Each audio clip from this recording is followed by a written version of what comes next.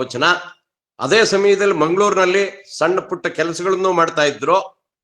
ಇವ್ರ ತಂದೆ ಹೆಸರು ಮಂಜುನಾಥ ಶೆಣೈ ಅಂತ. ಇವರು ಹರಿಕತೆಗಳನ್ನು ಮಾಡ್ತಾ ಇದ್ರು.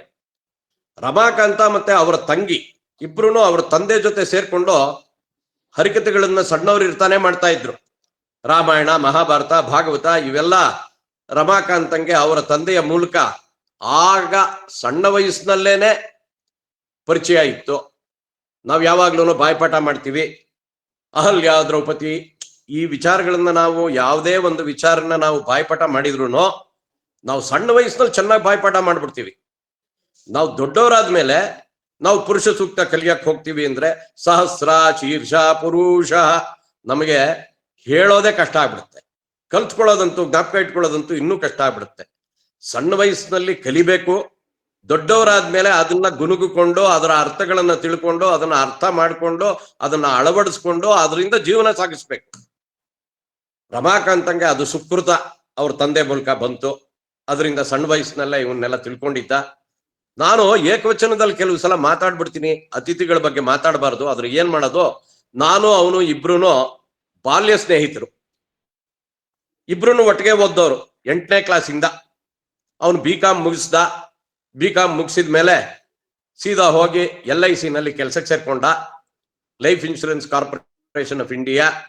ಆಮೇಲೆ ಲೈಫ್ ಇನ್ಶೂರೆನ್ಸ್ ಕಾರ್ಪೊರೇಷನ್ ಆಫ್ ಇಂಡಿಯಾನಲ್ಲಿ ಒಂದೊಂದೇ ಮೆಟ್ಲುಗಳನ್ನ ಏರ್ತಾ ಏರ್ತಾ ಏರ್ತಾ ಅಸಿಸ್ಟೆಂಟ್ ಡಿವಿಷನಲ್ ಮ್ಯಾನೇಜರ್ ಆಗಿ ರಿಟೈರ್ ಆದ. 2019ರಲ್ಲಿ ರಿಟೈರ್ ಆದವನು ಮೈಸೂರಿನಲ್ಲಿ ನೆಲೆಸ್ಬಿಟ್ಟ. ಬಹಳ ದಿನಗಳು ಮೈಸೂರಿನಲ್ಲಿ ಇದ್ದಾನೆ. ಅಲ್ಲೇ LICನವರು ಒಂದು ಜಾಗನ್ನ ಮಾಡಿ ಎಲ್ರಿಗೂ ಕೊಟ್ಟಿದ್ರು. ನಮ್ಮ ಸ್ಟೇಟ್ ಬ್ಯಾಂಕ್ ಆಫ್ ಮೈಸೂರಿನವರು ಕೊಟ್ಟಿದ್ದಾರೆ ಶ್ರೀರಾಮ್ಪುರದಲ್ಲಿ. ಆ ಶ್ರೀರಾಮ್ಪುರ ಲೇಔಟ್ ಆದ್ಮೇಲೆ LIC ಕಾಲೋನಿ ಬರುತ್ತೆ. ಅಲ್ಲೊಂದು ಮನೆಯನ್ನು ಕಟ್ಕೊಂಡಿದ್ದಾನೆ. ಆ ಮನೆಯಲ್ಲಿ ಅವನು, ಅವನ ಹೆಂಡತಿ, ಅವನ ಹಿರಿಯ ಮಗ ಬೆಂಗಳೂರಿನಲ್ಲಿ ಕೆಲಸ ಮಾಡ್ತಾನೆ. ಅವನ ಕಿರಿಯ ಮಗ ಅಮೆರಿಕಾದಲ್ಲಿ ಕೆಲಸ ಮಾಡ್ತಾನೆ. ಅವನಿಗೆ 3 ಜನ ಮೊಮ್ಮಕ್ಕಳು. ಇಷ್ಟು ಅವನ ವಿಚಾರ.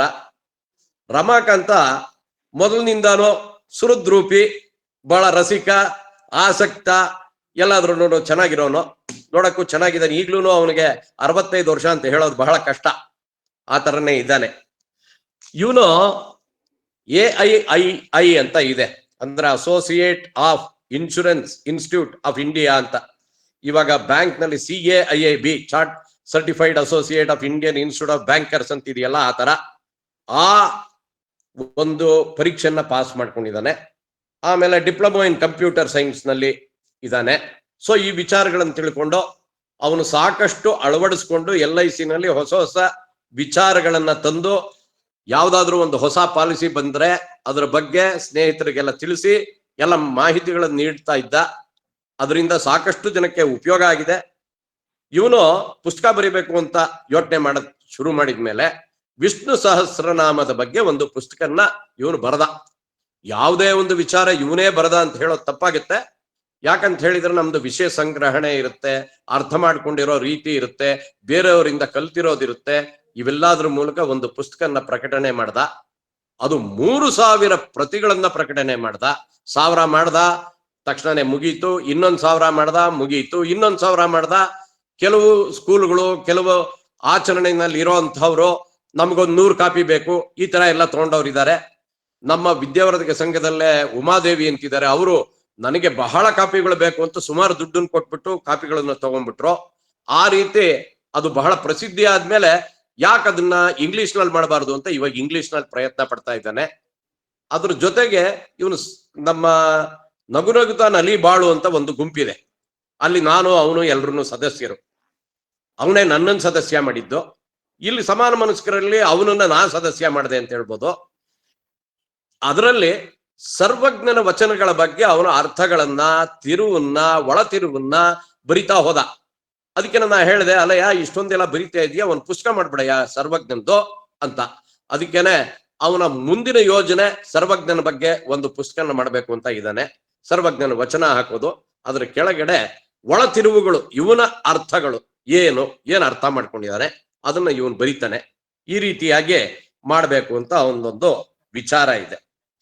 ಈ ವಿಷ್ಣು ಸಹಸ್ರನಾಮದಲ್ಲಿ ಅದು ಎಷ್ಟೊಂದು ಇಳಿದು ಬಿಟ್ಟ ಅಂತ ಹೇಳಿದ್ರೆ, ನಮಗೆ MES ಕಾಲೇಜ್ನಲ್ಲಿ ಅರುಳಮಲ್ಲಿಗೆ ಪಾರ್ಥಸಾರಥಿ ಅಂತ ಕಾಮರ್ಸ್ ಲೆಕ್ಚರರ್, ಅವರು ನಂತರ ಸಂಪೂರ್ಣವಾಗಿ ಹರಿದಾಸ ಸಾಹಿತ್ಯದಲ್ಲಿ ಇದ್ದು ಬಿಟ್ರು. ಎಲ್ರಿಗೂ ಗೊತ್ತಿದೆ, ಮೊದಲು 4,000 ದಾಸರ ಪದಗಳು ಅಂತ ಮಾಡಿದ್ರು, ಆಮೇಲೆ 10,000 ದಾಸರ ಪದಗಳು ಅಂತ ಮಾಡಿದ್ರು.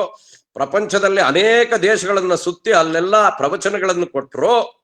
ಅವ್ರ ಮನೆಗೆ ಹೋದಾಗ ಹೇಳಿದ್ರು, ಜಗನ್ನಾಥ್, ಅಂದು ಪುರಂದರದಾಸರು ಇಟ್ಟುಕೊಂಡಿದ್ದ ದುಡ್ಡು ಇವತ್ತು ನಾವು ಕಾಂಪೌಂಡ್ ಇಂಟ್ರೆಸ್ಟ್ ಹಾಕಿದ್ರೆ ಎಷ್ಟಾಗತ್ತೆ ಗೊತ್ತಾ? ನೀವು ಫಾರಿನ್ ಎಕ್ಸ್ಚೇಂಜ್ ಚೀಫ್ ಡೀಲರ್, ಹೇಳಿ ನೋಡೋಣ ಅಂತ ಹೇಳಿದ್ರು. ಸರ್, ಅವೆಲ್ಲ ನಮಗೆ ಸಿಗಲ್ಲ ಸರ್, ನೀವು ಹೇಳಿ ಸರ್ ಅಂದ್ರೆ ಒಂದು ವ್ಯಾಖ್ಯಾನ ಕೊಟ್ರು. ಈ ರೀತಿ ನಮ್ಮ ಅರುಳಮಲ್ಲಿಗೆ ಪಾರ್ಥಸಾರಥಿ ಅವ್ರು ಏನಿದ್ದಾರೆ, ಅವರು ಇವನನ್ನ ನೋಡಿ, ರಮಾಕಾಂತ, ನೀನು ಮೈಸೂರಿನಲ್ಲಿ ಗ್ಲೋಬಲ್ ವಿಷ್ಣು ಸಹಸ್ರನಾಮ ಸತ್ಸಂಗದ ಪ್ರೆಸಿಡೆಂಟ್ ಆಗ್ಬಿಡಯ್ಯ, ಅಲ್ಲೊಂದು ಶಾಖೆ ಶುರು ಮಾಡೋಣ ಅಂತ ಶುರು ಮಾಡಿಸ್ಬಿಟ್ರು. ಶುರು ಮಾಡಿಸಿದ್ರೆ ಇವನು ಒಂದು ದೊಡ್ಡ ವೃಂದವನ್ನೇ ಕ್ರಿಯೇಟ್ ಮಾಡ್ಕೊಂಡ್ಬಿಟ್ಟ. ಇದರಲ್ಲಿ ಒಂದು ದಿನ ಪಾರಾಯಣ ಮಾಡೋದಿದೆ, ಸುಮಾರು ದಿನ ಪಾರಾಯಣ ಮಾಡೋದಿದೆ, ಅದ್ರ ಬಗ್ಗೆ ಎಲ್ಲ ಅವನ ವಿಚಾರಗಳನ್ನು ತಿಳಿಸ್ತಾನೆ. ಆ ಪಾರಾಯಣಗಳನ್ನ ಮಾಡೋದ್ರಲ್ಲಿ ಇವನು ಒಂದು ರೀತಿ ಆಸಕ್ತಿ ತಗೊಂಡ್ಬಿಟ್ಟ. ಆಮೇಲೆ ಅವ್ರು ಹೇಳಿದ್ರು, ನೀನ್ ಇಷ್ಟೆಲ್ಲ ಮಾಡ್ತಾ ಇದ್ಯಾ, ವಿಷ್ಣು ಸಹಸ್ರನಾಮದ ಮಹತ್ವಗಳೇನು, ಅದರಿಂದ ನಮ್ಮ Vishnu ಸಹಸ್ರನಾಮದಲ್ಲಿ wellness in spiritual literature ಏನು ಅನ್ನೋದ್ರ ಬಗ್ಗೆ ಒಂದು ವ್ಯಾಖ್ಯಾನ ಬರೆಯಯ್ಯ ಅಂತ ಹೇಳಿದ್ರು. ವ್ಯಾಖ್ಯಾನ ಬರೆದ. ಇವನಿಗೆ PhD ಕೊಟ್ಬಿಟ್ರು. ಯೋಗಾಸನ ಇನ್ಸ್ಟಿಟ್ಯೂಟ್ ಫ್ಲೋರಿಡಾನವರು ರಮಾಕಾಂತ ಶೆಣೈಗೆ PhD ಕೊಟ್ಬಿಟ್ರು. BCom, diploma in computers, AIII, PhD in ಇದು ವಿಷ್ಣು ಸಹಸ್ರನಾಮ ಮಹತ್ವಗಳು, ಇಷ್ಟು ಅವನ ಕ್ವಾಲಿಫಿಕೇಶನ್. ಇದ್ರ ಜೊತೆ MES ಕಾಲೇಜ್ನಲ್ಲಿ ನಾವೆಲ್ಲ ಇದ್ದಾಗ ನಾವೊಂದು ನಾಟಕ ಮಾಡಿದ್ವಿ. ಯಾವುದು ಅಂತ ಹೇಳಿದ್ರೆ ಈ ಪರಿಯ ಮೋಜು ಅಂತ. ಆ ಈ ಪರಿಯ ಮೋಜುನಲ್ಲಿ ಬೆನಕನಹಳ್ಳಿ ಕುಪ್ಪಸ್ವಾಮಿಯ ಮಗ ಫಣಿಪತಿ, ಅವನ ಶಾರ್ಟ್ ನೇಮ್ ಕಾವ್ಯನಾಮ ಬೇಕೂಫಾ. ಇವಾಗ ಬೇಂದ್ರೆ ಅಂತಿದೆ, ಕುವೆಂಪು ಅಂತಿದೆ, ಅಂಬಿಕಾತನಯ ದತ್ತ ಅನ್ನೋದು ಕಾವ್ಯನಾಮ. ಆ ರೀತಿನೇ ಬೇಕೂಫಾ ಅಂತ ಆ ನಾಟಕದಲ್ಲಿ ಬರೋ ಕವಿಯ ಕಾವ್ಯನಾಮ. ಅದ್ರ ಜೊತೆಗೆ ಎಲ್ಲಿಗೆ ಅನ್ನೋ ನಾಟಕ ಇತ್ತು, ಬಹಳ ಚೆನ್ನಾಗಿತ್ತು, ಅಸಂಗತ ನಾಟಕ. ಆ ನಾಟಕನೂ ಮಾಡಿದ್ವಿ ನಾವೆಲ್ಲ. ನಾನು, ರಮಾಕಾಂತ, ವಿಶ್ವೇಶ್ವರ, ಆಮೇಲೆ ರಾಜಶೇಖರ ಅಂತ ಒಬ್ಬ ಇದ್ದಾನೆ, ಅವನು ಕೀಲಾರದವನು, ನಮ್ಮ ಮಂಡ್ಯ ಜಿಲ್ಲೆನಲ್ಲಿ. ಅವನು ಒಂದ್ಸಲ ನಮ್ಮನ್ನೆಲ್ಲ ಕರೆದ್ಬಿಟ್ಟ. MES ಕಾಲೇಜಿನ 50 ಜನ ಅಲ್ಲಿ ಒಟ್ಟೋಗಿದ್ವಿ.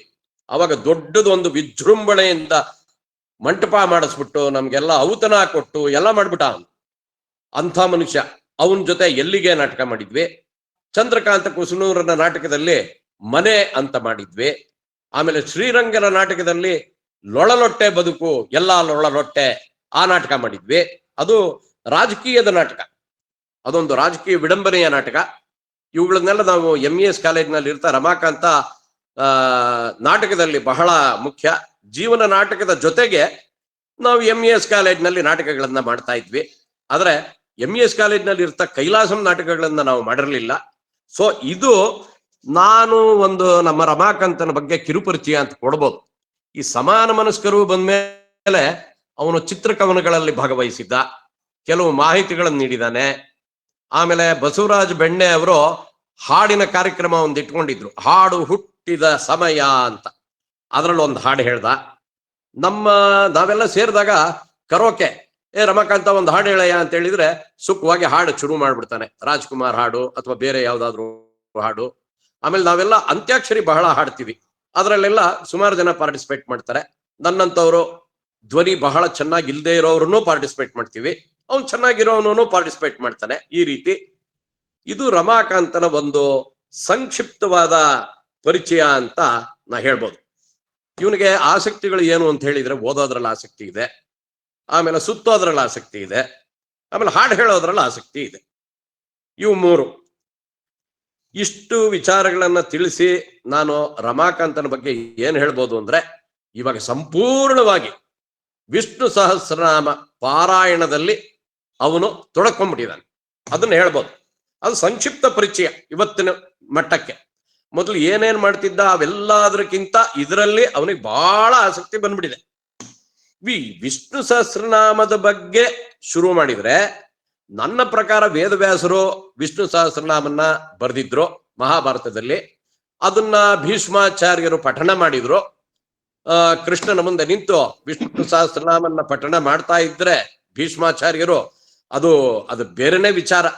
ಅವರ ಧ್ವನಿಯಾಗಲಿ ಮುಖೇಶ್ ಏನಂತ ಹೇಳಿದ್ರೆ ಮಹಾಭಾರತ ನಾವೆಲ್ಲ ನೋಡಿದ್ವಿ. ಆ ಮುಖೇಶ್ ಯಾರು ಅದನ್ನ ಆ ಪಾತ್ರನ್ ಮಾಡಿದ್ರು ಭೀಷ್ಮನ್ನ, ಅವರ ಧ್ವನಿನು ಅತ್ಯುತ್ತಮವಾಗಿತ್ತು. ಅಮಿತಾಬ್ ಬಚ್ಚನ್ ಹೇಗೆ ಹಿಂದಿ ಚಿತ್ರರಂಗದಲ್ಲಿ ಮಿಂಚ್ತಾರೆ ವಾಯ್ಸ್ ನಲ್ಲಿ, ಅದರ ಮೊದಲು ರಾಜ್ಕುಮಾರ್ ಹೇಗೆ ಹಿಂದಿ ರಾಜ್ಕುಮಾರ್ ಹೇಗಿದ್ರು ಆ ರೀತಿ ಈ ಮುಖೇಶ್ ಅವ್ರದ್ದು ಅಷ್ಟೆ ಧ್ವನಿ ಬಹಳ ಚೆನ್ನಾಗಿತ್ತು. ಅವರು ವಿಷ್ಣು ಸಹಸ್ರನಾಮ ಹೇಳಿದ್ರೆ ಹೇಗಿರುತ್ತೆ ಅನ್ನೋ ಹಂಗೆ ನನಗೆ ಈ ಮಧ್ವಾಚಾರ್ಯರು ಒಂದೊಂದು ವಿಷ್ಣು ಸಹಸ್ರನಾಮದ ಹೆಸರುಗಳಿಗೂ 1000 ಅರ್ಥಗಳನ್ನ ಬರೆದಿದ್ದಾರೆ.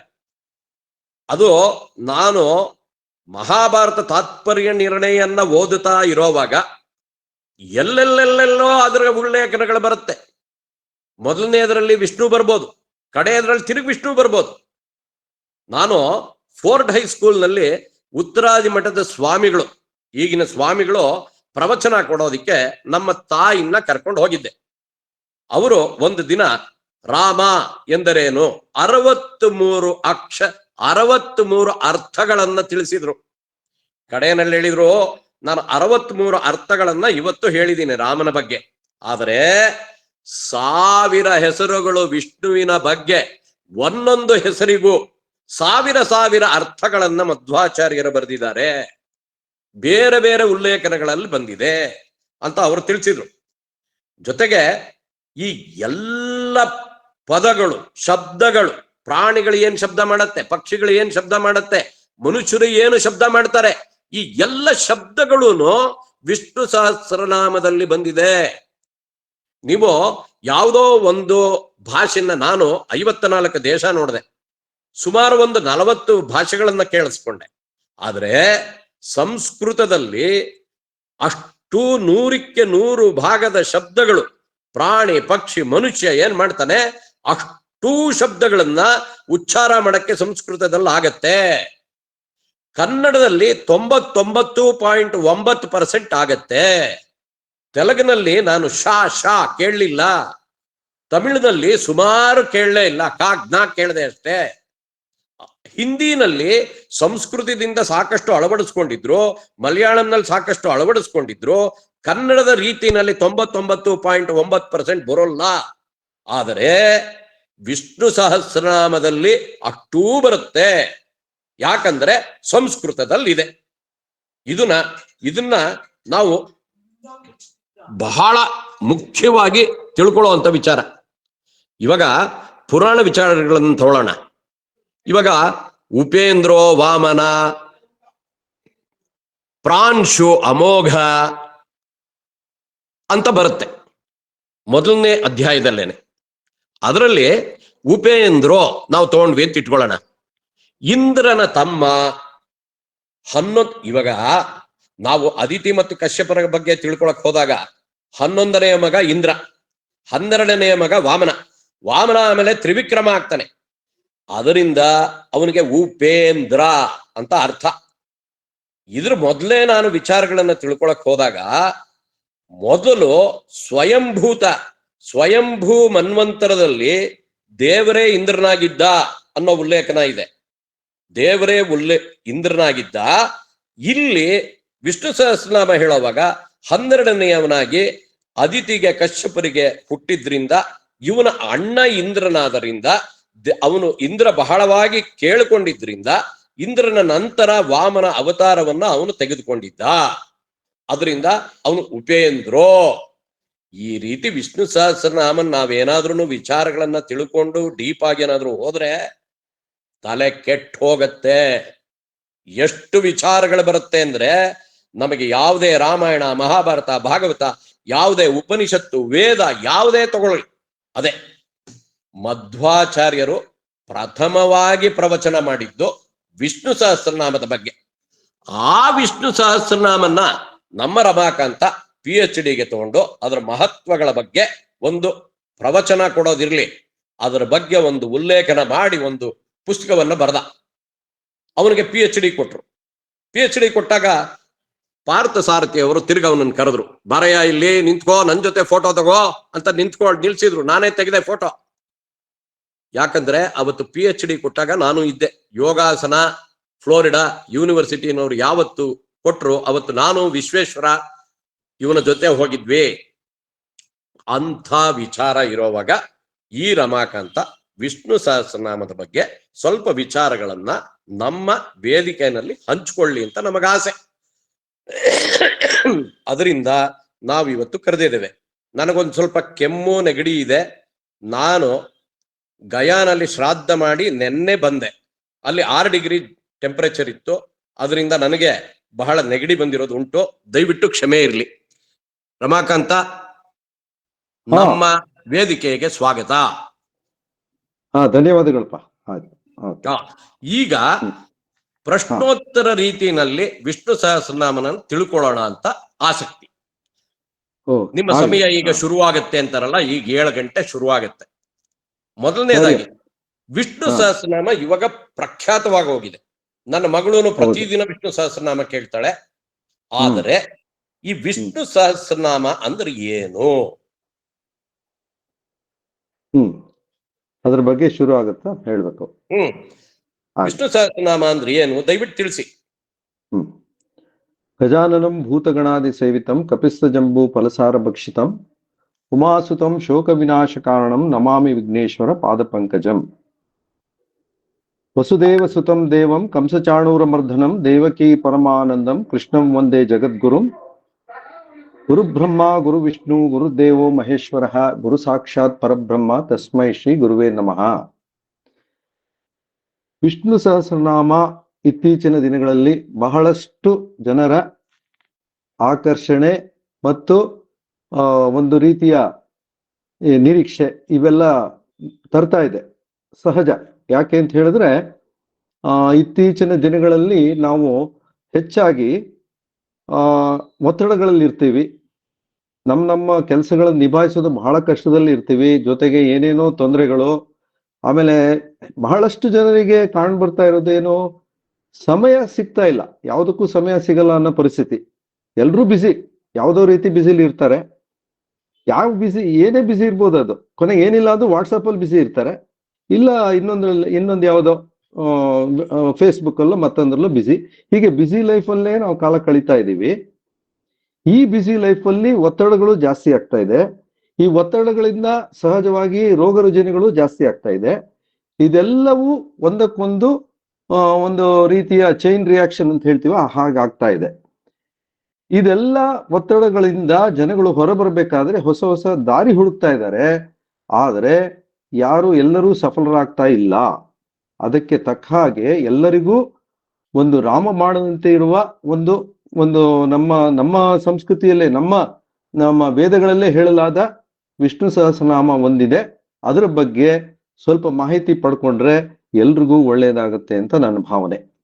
ಅದಕ್ಕೆ ತಕ್ಕ ಹಾಗೆ ಎಷ್ಟೋ ಜನ ಇಲ್ಲಿ ಕುತೂಹಲದಿಂದ ವಿಷ್ಣು ಸಹಸ್ರನಾಮ ಏನು ಅಂತ ತಿಳ್ಕೊಳ್ಳೋರು ಇದ್ದೀರಾ. ಕೆಲವರೆಲ್ಲ ತಿಳ್ಕೊಂಡಿರ್ಬೋದು. ಆದ್ರೆ ಏನು ಅಂತ ತಿಳ್ಕೊಬೇಕು ಅವ್ರಿಗೋಸ್ಕರ ಒಂದು ಸ್ಪಷ್ಟವಾಗಿ ಸರಳ ರೀತಿಯಲ್ಲಿ ನಾನು ವಿಷ್ಣು ಸಹಸ್ರನಾಮ ಅಂದ್ರೆ ಏನು ಅಂತ ಹೇಳ್ತೀನಿ. ವಿಷ್ಣು ಸಹಸ್ರನಾಮ ಅಂದ್ರೆ ವಿಷ್ಣುವಿನ 1000 ನಾಮಗಳ ಸ್ತೋತ್ರ. ಈ ವಿಷ್ಣು ಸಹಸ್ರನಾಮದಲ್ಲಿ ಈ ಪಾರಾಯಣ ಮಾಡುವಾಗ 3 ಭಾಗ ಇದೆ. ಇದರಲ್ಲಿ 3 ಭಾಗ ಯಾವುದು ಅಂತ ಹೇಳಿದ್ರೆ, ಮೊದಲನೇದು ಪೂರ್ವ ಪೀಠಿಕೆ, ಎರಡನೇದು ವಿಷ್ಣು ಸಹಸ್ರನಾಮ ಸ್ತೋತ್ರ, ಮೂರನೇದು ಫಲಶ್ರುತಿ.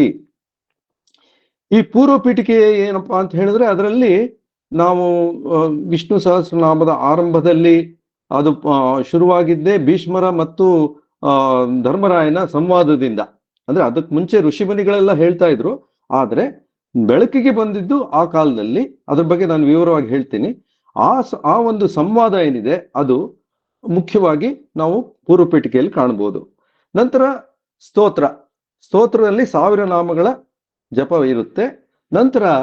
ಆದ ನಂತರ ಫಲಶ್ರುತಿ ಬರುತ್ತೆ. ಫಲಶ್ರುತಿಯಲ್ಲಿ ವಿಷ್ಣು ಸಹಸ್ರನಾಮ ಪಾರಾಯಣದಿಂದ ಏನೇನು ಉಪಯೋಗ ಬರುತ್ತೆ ಅದೆಲ್ಲವನ್ನು ವಿವರವಾಗಿ ನಾವು ಶ್ಲೋಕದ ಮುಖಾಂತರ ಕಾಣ್ತೀವಿ. ಇಷ್ಟು ವಿಷ್ಣು ಸಹಸ್ರನಾಮದ ಒಂದು ಪರಿಚಯ, ಒಂದು ಸರಳ ಪರಿಚಯ ಅಂತ ಹೇಳ್ಬೋದು. ಇದು 1000 ನಾಮಗಳ ಸ್ತೋತ್ರ ಪಠಣ. ಮತ್ತೆ ಇದನ್ನ ಹಿನ್ನೆಲೆ ಹೋಗ್ಬೇಕು ಅಂತ ಹೇಳಿದ್ರೆ ಇದು ಮಹಾಭಾರತ ಕಾಲದಲ್ಲಿ ಒಂದು ಆ, ಮಹಾಭಾರತ ಕಾಲದಲ್ಲಿ ಧರ್ಮರಾಯನಿಗೆ ಭೀಷ್ಮರಿಂದ ಉಪದೇಶಿಸಲ್ಪಟ್ಟಿತು. ಧರ್ಮರಾಯನ ಒಂದು ಮಹಾಭಾರತ ಯುದ್ಧ ಆದ್ಮೇಲೆ ಬಹಳ ಆತಂಕದಲ್ಲಿರ್ತಾನಂತೆ. ಕಾರಣ ಏನು ಅಂದ್ರೆ ಅವನಿಗೊಂದು ಮುಜುಗರ ಅಥವಾ ಅವನಿಗೊಂದು ರೀತಿಯ ಪಾಪ ಪ್ರಜ್ಞೆ ಕಾಡ್ತಾ ಇರುತ್ತೆ. ಏನು ಅಂತ ಹೇಳಿದ್ರೆ ತನ್ನದೇ ಆದ ಬಂಧುಗಳು, ಮಿತ್ರರು, ಮತ್ತೆ ಎಲ್ಲ ಸಂಬಂಧಿಕರು ಎಲ್ಲರನ್ನೂ ನಾವು ಒಂದು ಕೊಲ್ಲುವ ಪರಿಸ್ಥಿತಿ ಬಂದ್ಬಿಡ್ತು ಯುದ್ಧದಲ್ಲಿ. ಈ ಜಯ ಹೊಂದಿದ್ರೆ ಏನು ಉಪಯೋಗ? ಅವರನ್ನು ಕೊಂದ ಪಾಪ ನಮ್ಮನ್ನು ಕಾಡ್ತಾ ಇದೆಯಲ್ಲ, ಈ ಪಾಪದಿಂದ ಹೊರಬರೋದು ಹೇಗೆ, ಏನು ಇದಕ್ಕೆ ಪರಿಹಾರ ಎಂಬುದಾಗಿ ಬಹಳ ಯೋಚನೆಯಲ್ಲಿರ್ತಾನೆ. ಆಗ ಕೃಷ್ಣ ಹೇಳ್ತಾನಂತೆ, ಏನು ಯೋಚನೆ ಮಾಡಬೇಡ, ಇದಕ್ಕೆ ಪರಿಹಾರವನ್ನ ನೀನು ಈಗ ಭೀಷ್ಮರು ಸೆರೆಶೈಯಲ್ಲಿದ್ದಾರೆ. ಅವರು ಮಹಾಭಾರತ ಯುದ್ಧದಲ್ಲಿ ಗಾಯಾಳುವಾಗಿ ಸೆರೆಶೈಯಲ್ಲಿದ್ದಾರೆ. ಅವರ ಜೊತೆಗೆ ಅವರು ಉತ್ತರಾಯಣ ಪುಣ್ಯ ಕಾಲಕ್ಕಾಗಿ ಕಾಯ್ತಾ ಇದ್ದಾರೆ ಅವರ ಮರಣಕ್ಕೆ. ಅವರು ಇಚ್ಛಾಮರಣಿ ಆದ್ರಿಂದ ಅವರಿಗೆ ಉತ್ತರಾಯಣ ಪುಣ್ಯ ಕಾಲದಲ್ಲಿ ಮರಣ ಅಂತ ಅವರು ನಿರ್ಧಾರ ಮಾಡ್ಬಿಟ್ಟಿದ್ರು. ಆ ಪ್ರಕಾರವಾಗಿ ಇನ್ನೇನು ಅವರು ತೀರ್ ಹೋದ್ರೆ ಅವರೊಟ್ಟಿಗೆನೆ ಒಂದು ದೊಡ್ಡ ಜ್ಞಾನ ಭಂಡಾರ ಮುಗಿದೋಗುತ್ತೆ. ಆದ್ರಿಂದ ಆ ಜ್ಞಾನ ಭಂಡಾರದಿಂದ ನೀನು ನಿನ್ನ ಸಮಸ್ಯೆಗೆ ಪರಿಹಾರವನ್ನು ಕಂಡುಕೋ ಅಂತ ಹೇಳಿ ಕೃಷ್ಣ ಉಪದೇಶ ಮಾಡ್ತಾನೆ. ಆ ಪ್ರಕಾರವಾಗಿ ಧರ್ಮರಾಯ ಭೀಷ್ಮರ ಹತ್ರ ಹೋಗ್ತಾನೆ. ಇಲ್ಲಿಂದ ಶುರುವಾಗುತ್ತೆ ವಿಷ್ಣು ಸಹಸ್ರನಾಮದ ಒಂದು ವಿಶೇಷ. ಅಂದ್ರೆ ಅಲ್ಲಿ ಭೀಷ್ಮರು ಧರ್ಮರಾಯನಿಗೆ ಉಪದೇಶ ಕೊಡ್ತಾರೆ, ಅವನ ಸಮಸ್ಯೆಗೆ ಪರಿಹಾರ ವಿಷ್ಣು ಸಹಸ್ರನಾಮ ಅಂತ ಹೇಳ್ತಾರೆ. ಅವನು ಧರ್ಮರಾಯ ಹಲವಾರು ಪ್ರಶ್ನೆಗಳು ಕೇಳ್ತಾನೆ.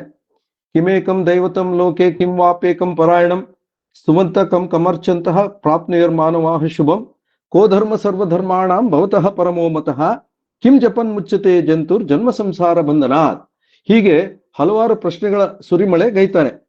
ಅಂದ್ರೆ ಅದರಲ್ಲಿ ಮುಖ್ಯವಾಗಿ ಅವನು ಏನ್ ಹೇಳಲಿಕ್ಕೆ ಹೋಗ್ತಾ ಇದ್ದಾನೆ ಅಂದ್ರೆ, ಯಾವ ದೇವರನ್ನ ನಾವು ಪ್ರಾರ್ಥನೆ ಮಾಡಿದ್ರೆ, ಯಾವ ದೇವರನ್ನ ಅರ್ಚಿಸಿದ್ರೆ, ನನಗೆ 108 ದೇವರುಗಳು ಬೇಡ, ನನಗೆ ಒಬ್ಬ ದೇವರ ಬಗ್ಗೆ ಹೇಳು.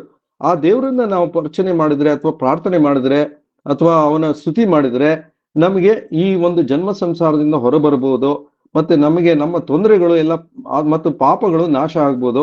ಅದನ್ನ ನನಗೆ ಹೇಳು ಅಂತ ಹೇಳಿ ಭೀಷ್ಮರಿಗೆ ಧರ್ಮರಾಯ ಕೇಳ್ತಾನೆ.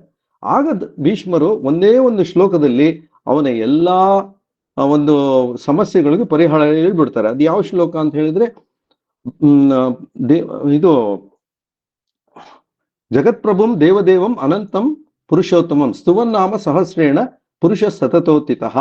ಅಂದ್ರೆ ಜಗತ್ಪ್ರಭುವು ದೇವದೇವನು ಆದ ಪುರುಷೋತ್ತಮನ ಸಹಸ್ರನಾಮವನ್ನು ನೀನು ಜಪ ಮಾಡಿದ್ದೇ ಆದ್ರೆ, ನಿರಂತರವಾಗಿ ಪಾರಾಯಣ ಮಾಡಿದ್ದೇ ಆದ್ರೆ ನಿನ್ನ ಎಲ್ಲಾ ಸಮಸ್ಯೆಗಳು ಪರಿಹಾರ ಸಿಗುತ್ತೆ. ನಿನಗೆ ಯಾವ ಪಾಪವೂ ಅಂಟ್ಕೊಳ್ಳೋದಿಲ್ಲ, ನಿನ್ನ ಎಲ್ಲಾ ಸಮಸ್ಯೆಗಳು ಪರಿಹಾರ ಆಗುತ್ತೆ, ನೀನು ನಿಶ್ಚಿಂತೆಯಾಗಿರ್ಬೋದು ಎಂಬ ಒಂದು ತತ್ವವನ್ನ ಅಲ್ಲಿಂದ ಉಪದೇಶ ಮಾಡ್ತಾರೆ. ಸೊ ಇಲ್ಲಿಂದ ಶುರುವಾಗುತ್ತೆ ವಿಷ್ಣು ಸಹಸ್ರನಾಮದ ವಿಷಯಕ್ಕೆ. ಅಲ್ಲಿಂದ ಮುಂದಕ್ಕೆ ವ್ಯಾಸರು ಮಹಾಭಾರತದಲ್ಲಿ ಅದನ್ನ ಸಂಪೂರ್ಣವಾಗಿ ವಿಷ್ಣು ಸಹಸ್ರನಾಮ ಶ್ಲೋಕವನ್ನ ಅಲ್ಲಿಂದ ಎಲ್ಲರಿಗೂ ಸ್ತೋತ್ರವನ್ನ ಎಲ್ರಿಗೂ ಇದು ಸಿಗುವ ಹಾಗೆ ಅವರು ಮಹಾಭಾರತದಲ್ಲಿ ಅದ್ರ ಮುಖಾಂತರ ಎಲ್ರಿಗೂ ಸಿಗುವ ಹಾಗೆ ಮಾಡಿದ್ದಾರೆ. ಇಷ್ಟು ಹಿನ್ನೆಲೆ ಆಯ್ತು. ಮತ್ತೆ ಮುಂದೆ ಏನು ಕೇಳಬೇಕಂತಿದ್ದ ನೋಡಿ. ಈಗ ವಿಷ್ಣು ಸಹಸ್ರನಾಮ ಸರಿ, ವಿಷ್ಣು ಸಹಸ್ರನಾಮ ಪಾರಾಯಣ ಅಂತಾರಲ್ಲ, ವಿಷ್ಣು ಸಹಸ್ರನಾಮ ಪಾರಾಯಣ ಅಂದ್ರೆ ಏನು? ವಿಷ್ಣು ಸಹಸ್ರನಾಮ ಪಾರಾಯಣ ಅಂದ್ರೆ, ಪಾರಾಯಣ ಅಂತ ಹೇಳಿದ್ರೆ ನಾವು ಸಂಪೂರ್ಣವಾಗಿ ಭಗವಂತನಲ್ಲಿ ಮನಸ್ಸನ್ನು ಇಟ್ಟು ಪ್ರತಿನಿತ್ಯ ಅವನ ಸ್ತುತಿ ಮಾಡಿದ್ರೆ ಅದು ಪಾರಾಯಣ ಅಂತ ಅನ್ಸುತ್ತೆ. ಅಂದ್ರೆ ಇಲ್ಲಿ ನಾವು ನಮ್ಮ ಮನಸ್ಸನ್ನು ದೇವರಲ್ಲಿ ಕೇಂದ್ರೀಕೃತ ಮಾಡಬೇಕು. ಸುಮ್ಮನೆ ಕೆಲವರು ಏನೋ ಕಾಟಾಚಾರಕ್ಕೆ ಏನೋ ಒಳ್ಳೇದಾಗುತ್ತಂತೆ, ವಿಷ್ಣು ಸಹಸ್ರನಾಮ ಹೇಳಿದ್ರೆ ಒಳ್ಳೇದಾಗುತ್ತಂತೆ ಅಂತ ಹೇಳೋದು, ಅಲ್ಲಿ ಪಾರಾಯಣಕ್ಕೆ ಕೂತ್ಕೊಳ್ಳೋದು. ಪಾರಾಯಣಕ್ಕೆ ಕೂತ್ಕೊಂಡಾಗ ಏನೇನೋ ಆಲೋಚನೆ ಮಾಡ್ತಾ ಇರೋದು. ಅಯ್ಯೋ ನಾನು ಎಲೆಕ್ಟ್ರಿಕ್ ಬಿಲ್ ಕಟ್ಟಿಲ್ಲ, ನಾಳೆ ಅದಕ್ಕೆ ಹೋಗ್ಬೇಕು, ಮಾರ್ಕೆಟ್ ಇಂದ ತರಕಾರಿ ತರಬೇಕಾಗಿತ್ತು, ಮತ್ತೊಂದು ತರಬೇಕು, ಹೀಗೆ ಹಾಗೆ ಇವೆಲ್ಲ ಆಲೋಚನೆ ಮಾಡ್ಕೊಂಡು ಹೋಗ್ತಾ ಇದ್ರೆ ಪಾರಾಯಣ ಮಾಡಿದ ಏನು ಉಪಯೋಗ ಆಗಲ್ಲ. ಅದನ್ನ ಸ್ಪಷ್ಟವಾಗಿ ಹೇಳಿದ್ದಾರೆ. ಏನಂತ ಹೇಳಿದ್ರೆ, ನೀವು ಅದನ್ನ ಶಂಕರಾಚಾರ್ಯರು ಒಂದು ಶ್ಲೋಕದಲ್ಲಿ ಹೇಳ್ತಾರೆ, ಗೇಯಂ ಗೀತಂ ನಾಮ ಸಹಸ್ರಂ ಧ್ಯೇಯಂ ಶ್ರೀಪತಿ ರೂಪಮಜಸ್ರಂ ನೇಹಂ ಸಜ್ಜನ ಸಂಗೇ ಚಿತ್ತಂ ದೇಯಂ ದೀನ ಜನಾಯಚ ವಿತ್ತಂ ಅಂತ. ಅಂದ್ರೆ ಗೀತೆಯನ್ನ ಪಠಣ ಮಾಡಬೇಕು, ಅಭ್ಯಾಸ ಮಾಡಬೇಕು ಮತ್ತು ವಿಷ್ಣು ಸಹಸ್ರನಾಮವನ್ನ ಶ್ರೀಪತಿಯ ರೂಪವನ್ನ ಮನಸ್ಸಿನಲ್ಲಿ ಧ್ಯಾನಿಸಿ ಮಾಡಬೇಕು ಅಂತ ಹೇಳ್ತಾರೆ. ಆಮೇಲೆ ಮುಂದಕ್ಕೆ ಸಜ್ಜನ ಸಂಘೆ ಚಿತ್ತಂ ಅಂದ್ರೆ ನಾವು ನಮ್ಮ ಚಿತ್ತವನ್ನ ಸಜ್ಜನ ಸಂಘದಲ್ಲಿ ಇರಿಸ್ಬೇಕು. ಇವತ್ತು ಇಷ್ಟು ಜನ ಬಂದಿದ್ದೀರಾ ಈ ಒಂದು ವಿಷ್ಣು ಸಹಸ್ರನಾಮದ ಒಂದು ಸಂವಾದಕ್ಕೆ. ಕಾರಣ ಏನು ಅಂತ ಹೇಳಿದ್ರೆ ಅಲ್ಲಿ ಒಂದು ಒಂದು ಒಳ್ಳೆಯ ವಿಷಯ ಇದೆ. ಆ ಒಳ್ಳೆಯ ವಿಷಯನ ಅಭ್ಯಾಸ ಮಾಡೋದಕ್ಕೆ ಎಲ್ರು ಅಂತ ತಿಳ್ಕೊಳ್ಳೋದಕ್ಕೆ ಎಲ್ರು ಬಂದಿರ್ತೀರಾ. ಇದು ಸಜ್ಜನ ಸಂಘ. ಅದೇ ನಾವು ಯಾವುದೋ ದುರ್ಜನ ಸಂಘ, ನಮ್ಗೆ ಬೇಕಾದಷ್ಟು ಡೈವರ್ಷನ್ಗೆ ಅವಕಾಶ ಇದೆ. ಎಲ್ಲೋ ಹೋಗ್ಬೋದು, ಯಾವುದೋ ಕೆಟ್ಟ ಸಿನಿಮಾ ನೋಡ್ಬೋದು, ಮತ್ತೊಂದು ಮಾಡ್ಬೋದು, ಎಲ್ಲ ಕೆಟ್ಟದಕ್ಕೂ ಅವಕಾಶ ಇದೆ. ಅದ್ ಮಾಡಿ ನಾವು ಏನು ಉಪಯೋಗ ಆಗೋದಿಲ್ಲ. ಆದ್ರೆ ಸಜ್ಜನ ಸಂಘದಲ್ಲಿದ್ರೆ ನಾವು ಸಾಕಷ್ಟು ವಿಷಯಗಳು ತಿಳ್ಕೊಳ್ಳಿಕ್ಕೆ ಅವಕಾಶ ಇದೆ, ಮತ್ತೆ ಜ್ಞಾನ ಸಂಪಾದನೆ ಆಗುತ್ತೆ. ಹಾಗಾಗಿ ಸಜ್ಜನ ಸಂಘದಲ್ಲಿ ಇದ್ರೆ ಒಳ್ಳೇದು. ಅದರಿಂದ ನಮ್ಗೆ ನಮ್ಮ ಜೀವನದಲ್ಲಿ ಒಳ್ಳೇದಕ್ಕೆ ಅವಕಾಶ ಇದೆ ಅಂತ ಶಂಕರಾಚಾರ್ಯರು ಹೇಳ್ತಾ ಇದ್ದಾರೆ. ಹಾಗೆ ದೇಯಂ ದೀನಜನಾಯಚ ವಿತ್ತಂ, ಕಷ್ಟದಲ್ಲಿರೋರ್ಗೆ ಸಹಾಯ ಮಾಡಿ, ಸ್ವಾರ್ಥಿಗಳಾಗ್ಬೇಡಿ. ನಮ್ಮ ಹತ್ರ ಏನೋ ಒಂದು ಸ್ವಲ್ಪ ಹೆಚ್ಚಿನ ಹಣ ಇದ್ರೆ ಯಾರು ದುರ್ಬಲರಿಗೆ, ದೀನರಿಗೆ ಸಹಾಯ ಮಾಡೋಣ, ಅವ್ರಿಗೂ ಒಳ್ಳೇದಾಗ್ಲಿ, ನಮಗೂ ಅದರಿಂದ ಒಳ್ಳೇದಾಗ್ಲಿ ಅಂತ ಹೇಳಿ ಆ ಒಂದು ತತ್ವವನ್ನ ಶಂಕರಾಚಾರ್ಯರು ಅವತ್ತು ಹೇಳಿದ್ದಾರೆ. ಸೊ ಆ ಒಂದು ಆ ಹಿನ್ನೆಲೆ ಯಾಕೆ ಕೊಡ್ತಾ ಇದ್ದೀನಿ ಅಂತ ಹೇಳಿದ್ರೆ, ಪಾರಾಯಣ ಅಂದ್ರೆ ಸುಮ್ಮನೆ ನಾವು ಒಂದು ಸ್ತೋತ್ರವನ್ನ ಪಠಣ ಮಾಡ್ತಾ ಹೋಗೋದಲ್ಲ. ಅಲ್ಲಿ ಭಗವಂತನನ್ನು ಮನಸ್ಸಲ್ಲಿ ಕೇಂದ್ರೀಕರಿಸಿಕೊಂಡು ಅವನಲ್ಲೇ ಅಧೀನನಾಗಿ ಅವನಲ್ಲೇ ಭಗವಂತ ನೀನೇ ಗತಿ ನೀನೇ ಮತಿ ಎಂಬ ಮನೋಭಾವ ಇರಬೇಕು.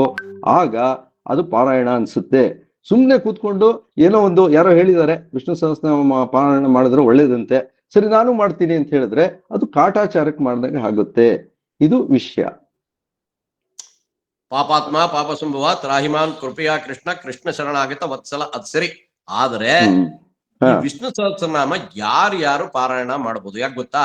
ಇವಾಗ ಸುಮಾರು ಮನೆಗಳಲ್ಲಿ ಹೆಣ್ಣು ಮಕ್ಕಳು, ಹೆಂಗಸರು ಪಾರಾಯಣ ಮಾಡಬಾರದು ಅಂತ ಒಂದು ಪ್ರತೀತಿ ಇದೆ. ಅದರಿಂದ ನಿಮ್ಮ ಪ್ರಕಾರ, ಅದು ಒಬ್ಬೊಬ್ಬರದು ಒಂದೊಂದು ಪ್ರಕಾರ ಇರ್ಬೋದು, ನಿಮ್ಮ ಪ್ರಕಾರ ಯಾರು ವಿಷ್ಣು ಸಹಸ್ರನಾಮ ಪಾರಾಯಣ ಮಾಡಬಹುದು? ಇದು ಬಹಳ ಒಂದು ಒಳ್ಳೆಯ ಪ್ರಶ್ನೆ. ಯಾಕೆಂದ್ರೆ ಎಷ್ಟೋ ಜನಗಳು ನೀವು ಹೇಳಿದಾಗ ಎಲ್ಲ ಜನಗಳ ಮನಸ್ಸಲ್ಲೂ ಒಂದು ಅನುಮಾನ ಇರುತ್ತೆ.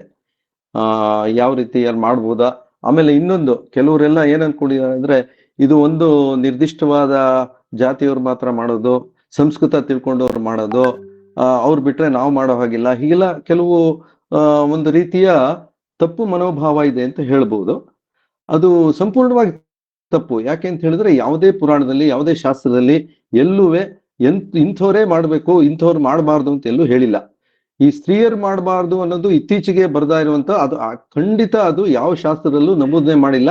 ಇದ್ರ ಬಗ್ಗೆ ನಮ್ಮ ಗುರುಗಳಾದ ಡಾಕ್ಟರ್ ಅರಳುಮಲ್ಲಿಗೆ ಪಾಸಾರ್ತಿಯವರೇ ಒಂದು ವಿಷಯ ಸ್ಪಷ್ಟಪಡಿಸಿದ್ದಾರೆ.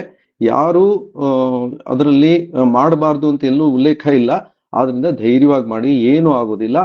ಸ್ತ್ರೀಯರು ಮಾಡ್ಬೋದು, ಪುರುಷರು ಮಾಡ್ಬೋದು, ಯಾವ ಜಾತಿ ಮತ ಯಾವುದೇ ಭೇದ ಇಲ್ಲ ಇದರಲ್ಲಿ. ಆಮೇಲೆ ಸಂಸ್ಕೃತ ಬಲ್ಲವ್ರು ಮಾತ್ರ ಮಾಡ್ಬೇಕು ಅಂತಾನೂ ಇಲ್ಲ.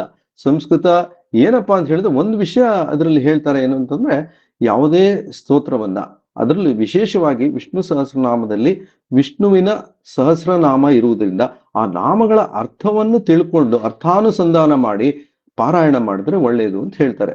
ಅದಕ್ಕೆ ನಾನು ವಿಶೇಷವಾಗಿ ಮಾಡಿದಂತ ಪುಸ್ತಕದಲ್ಲಿ ಈ ವಿಷ್ಣು ಸಹಸ್ರನಾಮ ಮಹತ್ವ ಅಂತ ಈ ಪುಸ್ತಕದಲ್ಲಿ ನಾನೇನ್ ಮಾಡಿದ್ದೀನಿ, ಪ್ರತಿ ನಾಮದ ಅರ್ಥ ವಿವರಣೆ ಕೊಟ್ಟಿದ್ದೀನಿ.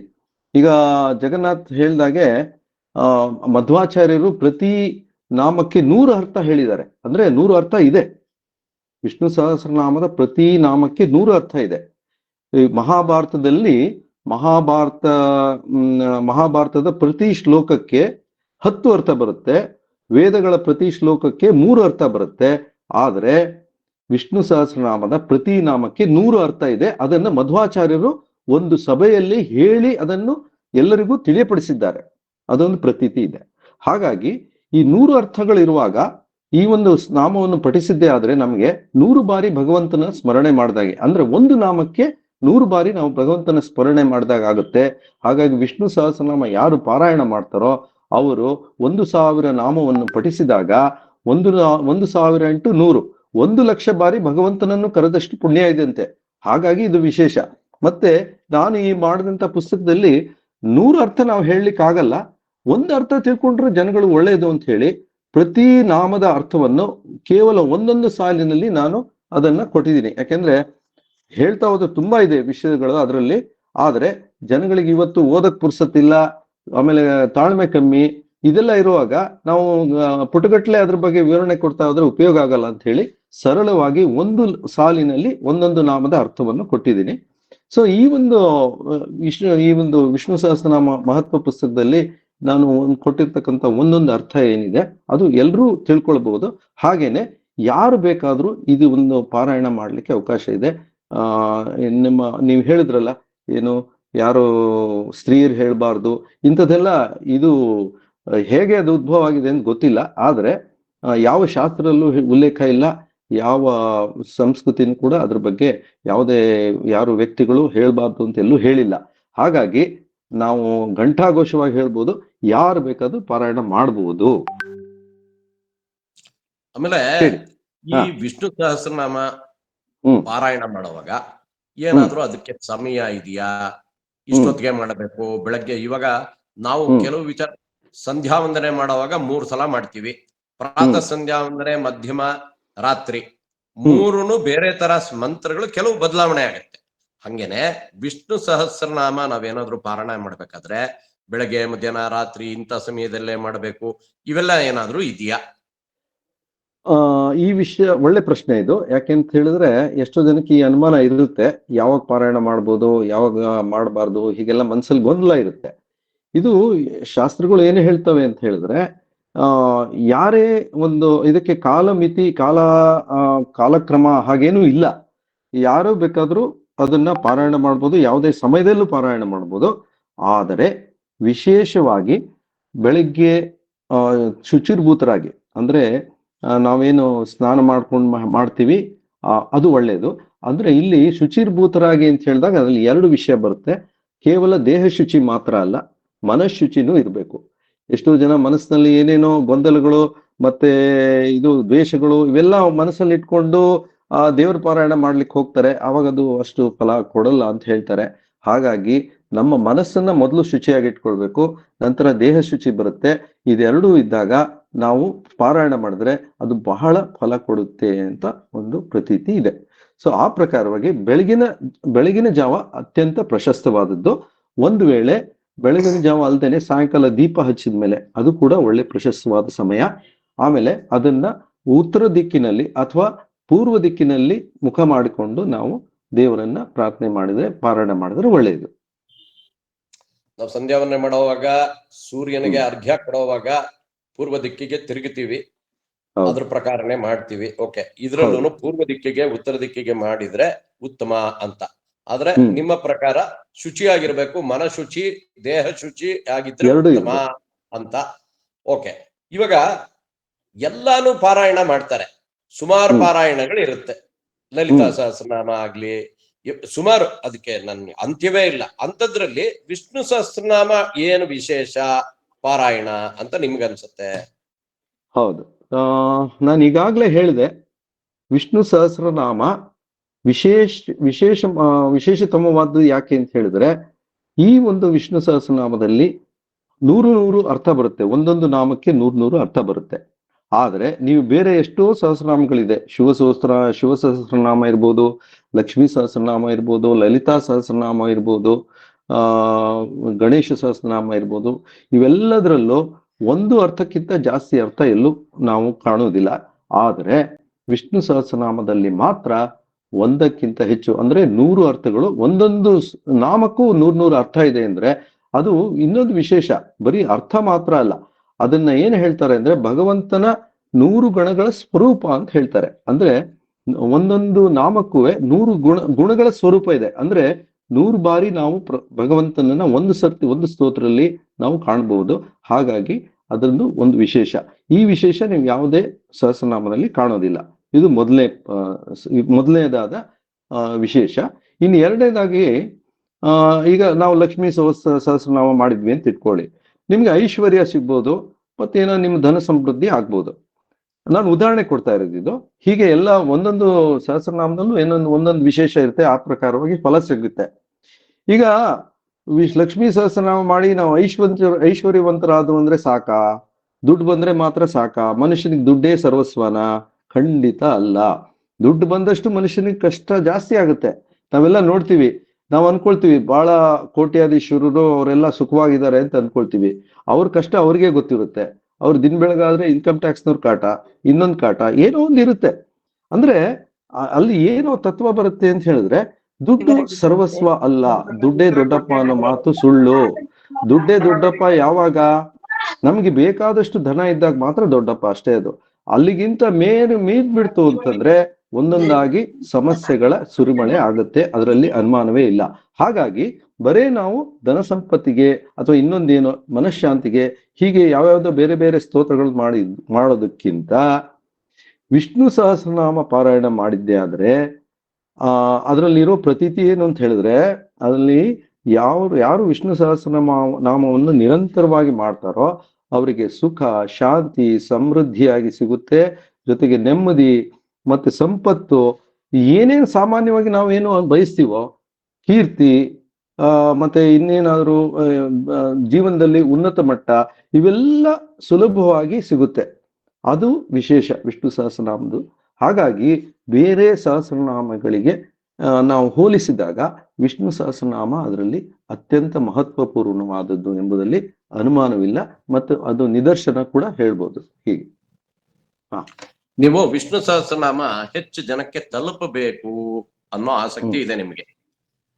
ಆದ್ರೆ ಇದಕ್ಕೆ ಸಂಬಂಧಿಸಿದಂತೆ ಯಾವ ರೀತಿ ನೀವು ಪ್ರಯತ್ನ ಪಡ್ತಾ ಇದ್ದೀರಾ, ಏನೇನ್ ಕಾರ್ಯಕ್ರಮಗಳನ್ನ ಹಮ್ಮಿಕೊಂಡಿದ್ದೀರಾ, ಒಂದ್ಸಲ ವಿಚಾರಗಳನ್ನು ತಿಳಿಸಿ.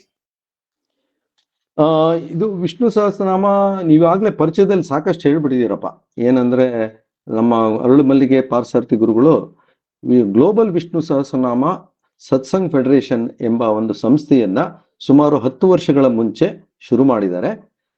2 ವರ್ಷಗಳ ಹಿಂದೆ ನನಗೆ ವಿಷ್ಣು ಸಹಸ್ರನಾಮದಲ್ಲಿ ಹೆಚ್ಚಿನ ಒಂದು ನನ್ನ ಸಂಪರ್ಕಕ್ಕೆ ಬಂದಾಗ, ನಾನು ಅವರನ್ನು ಸಂಪರ್ಕ ಮಾಡಿದಾಗ ಅವರು ನೀವು ಹೇಳಿದಾಗೆ ಮೈಸೂರಲ್ಲಿ ಒಂದು ವಿಭಾಗ ಮಾಡಿ ಅಂತ ಹೇಳಿದ್ರು. ಆ ಪ್ರಕಾರವಾಗಿ ನಾವು ಈಗಾಗಲೇ ಮೈಸೂರಲ್ಲಿ ಅದರ ವಿಭಾಗ ಮಾಡಿದ್ದೀವಿ. 150ಕ್ಕೂ ಹೆಚ್ಚಿನ ಸದಸ್ಯರು ನಮ್ಮಲ್ಲಿ ಇದ್ದಾರೆ ಈಗ ಪ್ರಸಕ್ತವಾಗಿ. ಆಮೇಲೆ ನಾವು ಯಾವ ರೀತಿಯ ಕಾರ್ಯಕ್ರಮಗಳನ್ನು ಮಾಡ್ತಾ ಇದ್ದೀವಿ ಅಂದ್ರೆ, ಈಗ ವಿಷ್ಣು ಸಹಸ್ರನಾಮವನ್ನು ನಾವು ವೈಯಕ್ತಿಕವಾಗಿ ಮಾಡೋದಕ್ಕಿಂತ ಸಾಮೂಹಿಕವಾಗಿ ಮಾಡಿದಾಗ ಆ ಒಂದು ತರಂಗಗಳು ಅದ್ಭುತವಾಗಿ ಪರಿವರ್ತನೆಯನ್ನು ಮಾಡ್ತವೆ. ಅಂದ್ರೆ ಪಾಸಿಟಿವ್ ಎನರ್ಜಿ ಅಲ್ಲಿ ಬರುತ್ತೆ. ಅದು ಆ ರೀತಿಯ ಸಕಾರಾತ್ಮಕ ಬದಲಾವಣೆ ನಮ್ಮ ಜೀವನದಲ್ಲಿ, ನಮ್ಮ ಮನೆಗಳಲ್ಲಿ, ಇನ್ಯಾವುದೋ ವಾತಾವರಣದಲ್ಲಿ ಬೇಕು ಅಂತ ಹೇಳಿದ್ರೆ ಸಾಮೂಹಿಕ ಪಾರಾಯಣ ಮಾಡಿದ್ರೆ ಬಹಳ ಶ್ರೇಷ್ಠ.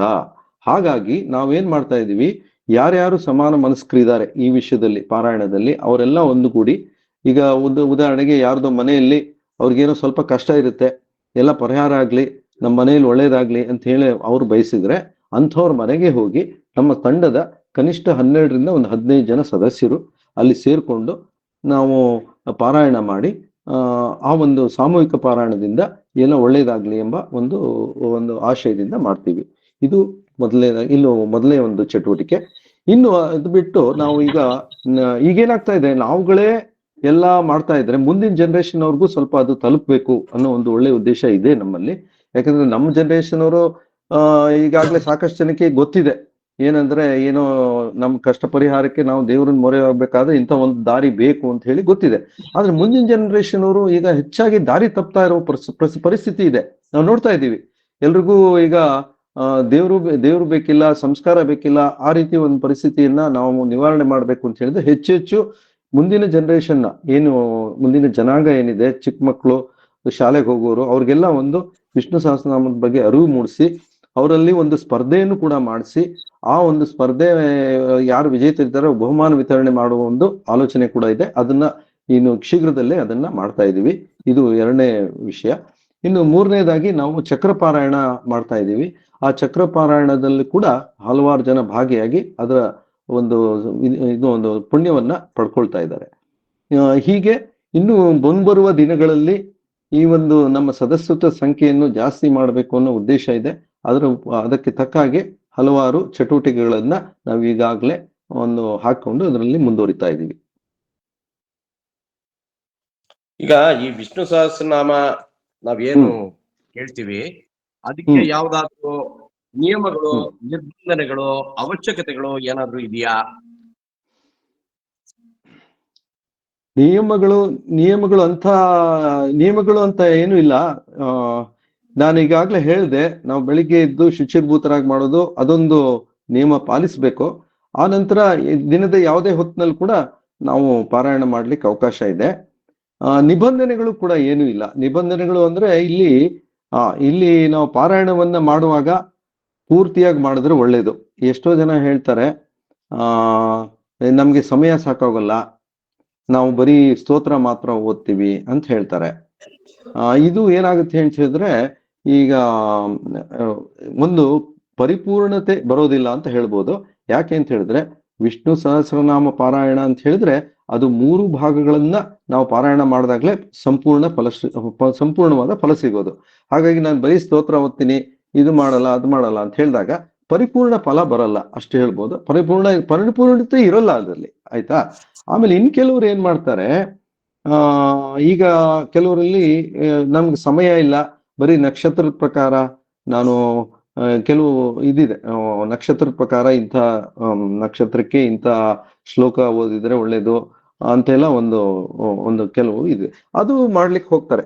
ಈಗ ನಮ್ಗೆ ಈ ವಿಷಯದಲ್ಲಿ ನಮ್ಮ ಗಂಗಾವತಿ ಪ್ರಾಣೇಶ್ವರು ಅವ್ರನ್ನ ನೆನ್ಸ್ಕೊಳ್ಬೇಕು ನಾವು. ಯಾಕೆಂತ ಹೇಳಿದ್ರೆ, ಗಂಗಾವತಿ ಪ್ರಾಣೇಶ್ವರು ಒಂದು ಕಾಲದಲ್ಲಿ ಏನೇನು ಇರ್ಲಿಲ್ಲ. ಅವರು ಬಹಳ ಕಷ್ಟದಲ್ಲಿದ್ರು. ಅವರೇ ಹೇಳ್ಕೊಂಡಿರೋದು, ನಾನು ಹೇಳ್ತಾ ಇರೋದಲ್ಲ. ಅವರ ಒಂದು ವಿಡಿಯೋ ಕೂಡ ಇದೆ ಅದ್ರ ಬಗ್ಗೆ. ಅವರು ತುಂಬಾ ಕಷ್ಟದಲ್ಲಿದ್ದಾಗ, ಒಂದು ಹೊತ್ತು ಊಟಕ್ಕೂ ಕಷ್ಟಪಡುವಾಗ ಅವರ ನೆರವಿಗೆ ಬಂದಿದ್ದು ವಿಷ್ಣು ಸಹಸ್ರನಾಮ ಅಂತ ಹೇಳ್ತಾರೆ ಅವರು. ಹೇಗೆ ಅಂತ ಹೇಳಿದ್ರೆ, ಅವರು ಪ್ರತಿನಿತ್ಯ 2 ಬಾರಿ ಬೆಳಿಗ್ಗೆ ರಾತ್ರಿ ಪಾರಾಯಣ ಮಾಡುವ ಪರಿಪಾಠ ಇಟ್ಕೊಂಡಿದ್ರಂತೆ. ಆ ನಂತರ ಅವರಿಗೆ ಆಶ್ಚರ್ಯ ಆಗುವಷ್ಟು ಅವರ ಜೀವನದಲ್ಲಿ ಬದಲಾವಣೆ ಸಕಾರಾತ್ಮಕ ಬದಲಾವಣೆ ಆಯ್ತು. ಆಮೇಲೆ ನೋಡ್ತಾ ಇದ್ದಂಗೆ ಅವರು ಇಡೀ ಕರ್ನಾಟಕಕ್ಕೆ ಪ್ರಸಿದ್ಧ ಹಾಸ್ಯಪಟು ಆದ್ರು. ಇದು ಎಲ್ರಿಗೂ ಗೊತ್ತಿರೋ ವಿಷಯ. ಅವರು ಅದನ್ನ ಸಂಪೂರ್ಣವಾಗಿ ವಿಷ್ಣು ಸಹಸ್ರನಾಮಕ್ಕೆ ಅದರ ಒಂದು ಧನ್ಯವಾದಗಳನ್ನ ಅರ್ಪಿಸ್ತಾರೆ. ಯಾಕೆಂದ್ರೆ ಅವರಿಗೆ ಅದರಿಂದನೇ ಅಭ್ಯುದಯ ಆಗಿದೆ ಅಂತ ಒಂದು ಕಂಪ್ಲೀಟ್ ನಂಬಿಕೆ ಇದೆ. ಆ ನಂಬಿಕೆಗೂ ಅದು ಆಧಾರ ಇದೆ. ಯಾಕೆಂದ್ರೆ ಪ್ರತಿನಿತ್ಯ ಅವ್ರು ಪಾರಾಯಣ ಮಾಡ್ತಾ ಇದ್ರು. ಅವರು ಹೇಳೋ ಪ್ರಕಾರ ಅವರೊಂದು ಹಾಸ್ಯಮಯ ರೀತಿಯಲ್ಲಿ ಹೇಳ್ತಾರೆ. ಏನಂತ ಹೇಳಿದ್ರೆ, ಈಗ ನಾವು 1 ಸ್ತೋತ್ರ ಹೇಳೋದು, 2 ಸ್ತೋತ್ರ ಹೇಳೋದು ಹೀಗೆಲ್ಲ ಮಾಡಿದ್ರೆ ಹೇಗೆ ಅಂತ ಹೇಳಿದ್ರೆ, ಅದನ್ನು ಹೋಲಿಕೆ ಮಾಡ್ತಾರೆ ಅವರು. ಹೇಗೆ ಅಂದ್ರೆ, ನಾವು ಈ ಬರೀ ಕೈ ಕಾಲು ತೊಳ್ಕೊಂಡ್ರೆ ಹೇಗಿರುತ್ತೆ, ಏನು ನಮ್ಮ ದೇಹದ ಸ್ವಲ್ಪ ಭಾಗ ಮಾತ್ರ ಶುದ್ಧಿ ಆಗುತ್ತೆ ಅಷ್ಟೇ. ಅದೇ ರೀತಿ ಒಂದೊಂದು ಸ್ತೋತ್ರ ಹೇಳಿದ್ರೆ ಅಷ್ಟೇ ಆಗುತ್ತೆ. ನೀವು ಸಂಪೂರ್ಣ ಪಾರಾಯಣ ಮಾಡಿದಾಗ ಇಡೀ ದೇಹಕ್ಕೆ ಸ್ನಾನ ಮಾಡ್ಕೊಂಡಂಗೆ ಆಗುತ್ತೆ.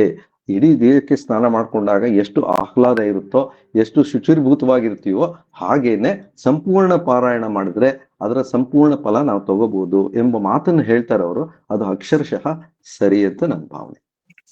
ಇದು ಈ ರೀತಿ ಯಾವುದೇ ನಿಯಮಗಳು ಅಂತಿಲ್ಲ. ಆದ್ರೆ ಕೆಲವು ವಿಷಯಗಳನ್ನ ನಾವು ತಿಳ್ಕೊಂಡು ಪಾರಾಯಣ ಮಾಡಿದ್ರೆ ಒಳ್ಳೇದು. ಅದಕ್ಕಾಗಿ ಈ ಮಾಹಿತಿ ಕೊಡ್ತಾ ಇದ್ದೀನಿ. ಆದಷ್ಟು ಎಲ್ರು ಸಂಪೂರ್ಣ ಪಾರಾಯಣ ಮಾಡಿದ್ರೆ ಒಳ್ಳೇದು. ಈಗ ಸಂಪೂರ್ಣ ಪಾರಾಯಣಕ್ಕೆ ನಮ್ಗೆ ತಗೊಳ್ಳುವಂತ ಅವಧಿ ನೋಡೋಣ.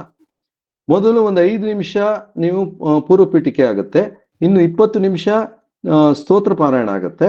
ಇನ್ನು ಉಳಿದಂತೆ ಇನ್ನೊಂದು 5 ನಿಮಿಷ ನಮಗೆ ಫಲಶ್ರುತಿಗೆ ತಗೊಳುತ್ತೆ. ಎಷ್ಟಾಯ್ತು? ಅರ್ಧ ಗಂಟೆ ಆಯ್ತು. ಅರ್ಧ ಗಂಟೆ ನಮಗೆ ಮೀಸಲಿಡೋದು ಕಷ್ಟನಾ? ಈಗ ನಾವು ಸಮಯ ನಮಗೆ ಸಿಗೋಲ್ಲ ಅನ್ನೋದು ತಪ್ಪು. ಸಮಯ ಮಾಡ್ಕೊಳ್ಬೇಕಾಗಿದ್ದು ನಮ್ ಕೆಲಸ ಆಗುತ್ತೆ. ಈಗ ನಾವು ಊಟಕ್ಕೆ ಯಾವ ರೀತಿ ಸಮಯ ಮಾಡ್ಕೋತೀವಿ, ತಿಂಡಿಗೆ ಯಾವ ರೀತಿ ಸಮಯ ಮಾಡ್ಕೋತೀವಿ, ಅಥವಾ ಬೇರೆ ಯಾವುದೇ ನಮ್ಗೆ ಅಗತ್ಯವಿರೋ ಕಾರ್ಯಕ್ರಮಕ್ಕೆ ನಾವು ಹೇಗೆ ಸಮಯ ಮಾಡ್ಕೋತೀವಿ, ಹಾಗೇನೆ ಇದು ಅಗತ್ಯ ವಿಷಯ ಅಂತ ಹೇಳಿ ನಾವು ಅರ್ಧ ಗಂಟೆ ಅದಕ್ಕೆ ಮೀಸಲಾಗಿಟ್ರೆ ಖಂಡಿತ ಅದು ನಮಗೆ ಒಳ್ಳೇದಾಗುತ್ತೆ.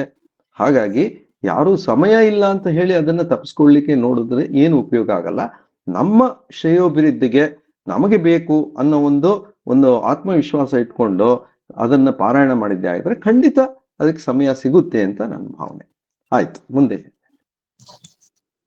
ಇವಾಗ ಹಾ, ನಮ್ಮಲ್ಲಿ 3 ಆಚಾರ್ಯರು ಇದ್ದಾರೆ. ಮಧ್ವಾಚಾರ್ಯರು ಮೊದಲು ಶಂಕರಾಚಾರ್ಯರು ಬಂದ್ರು, ಆಮೇಲೆ ರಾಮಾನುಜಾಚಾರ್ಯರು, ಆಮೇಲೆ ಮಧ್ವಾಚಾರ್ಯರು. ಇವರು 3 ಆಚಾರ್ಯರು ವಿಷ್ಣು ಸಹಸ್ರನಾಮದ ಬಗ್ಗೆ ಅವರ ಅಭಿಪ್ರಾಯಗಳೇನಾದ್ರೂ ಬದಲಾವಣೆ ಇದೆಯಾ, ಏನಾದ್ರೂ ಇದೆಯಾ? ಇದು ಒಂದು ಒಳ್ಳೆ ಪ್ರಶ್ನೆ. ಯಾಕೆಂದ್ರೆ 3 ಜನ ಆಚಾರ್ಯರ ಅಭಿಮತವು ಒಂದೇ. ವಿಷ್ಣು ಸಹಸ್ರನಾಮ ಪಾರಾಯಣದಿಂದ ಎಲ್ಲಾ ಶ್ರೇಯೋಭಿವೃದ್ಧಿ ಆಗುತ್ತೆ ಅನ್ನೋದು ಮೊದಲನೇದು, ಮೂಲತಃ ಅವರ ಅಭಿಪ್ರಾಯಗಳು. ಆದ್ರೆ ಅವ್ರು ಹೇಳುವ ರೀತಿ ಮಾತ್ರ ಭಿನ್ನವಾಗಿರುತ್ತೆ. ಹೇಗೆ ಅಂತ ಹೇಳಿದ್ರೆ, ನಮ್ಮ ಮಧ್ವಾಚಾರ್ಯರ ವಿಷಯಕ್ಕೆ ಬರೋಣ. ಮಧ್ವಾಚಾರ್ಯರು ಏನು ತತ್ವ ಹೇಳಿದ್ರು, ದ್ವೈತ್ಯ ಒಂದು ಸಂಪ್ರದಾಯವನ್ನು ಹುಟ್ಟು ಹಾಕಿದವರು. ಅವ್ರ ಪ್ರಕಾರ ಏನು ಹರಿ ಸರ್ವೋತ್ತಮ, ವಾಯು ಜೀವೋತ್ತಮ. ಹಾಗಾಗಿ ಹರಿಯನ್ನ ನಾವು ಸರ್ವೋತ್ತಮ ಎಂದು ಪರಿಗಣಿಸಿ ಹರಿಯನ್ನ ಧ್ಯಾನ ಮಾಡಿದ್ದೇ ಆದ್ರೆ ನಮಗೆ ಮೋಕ್ಷ ಖಂಡಿತ ಅನ್ನುವ ಅಭಿಪ್ರಾಯ. ಈ ಹರಿಯನ್ನ ಧ್ಯಾನ ಮಾಡಬೇಕಾದ್ರೆ ಅವ್ರು ಹೇಳೋದು ಸುಲಭ ಉಪಾಯ ಅಂದ್ರೆ ವಿಷ್ಣು ಸಹಸ್ರನಾಮ.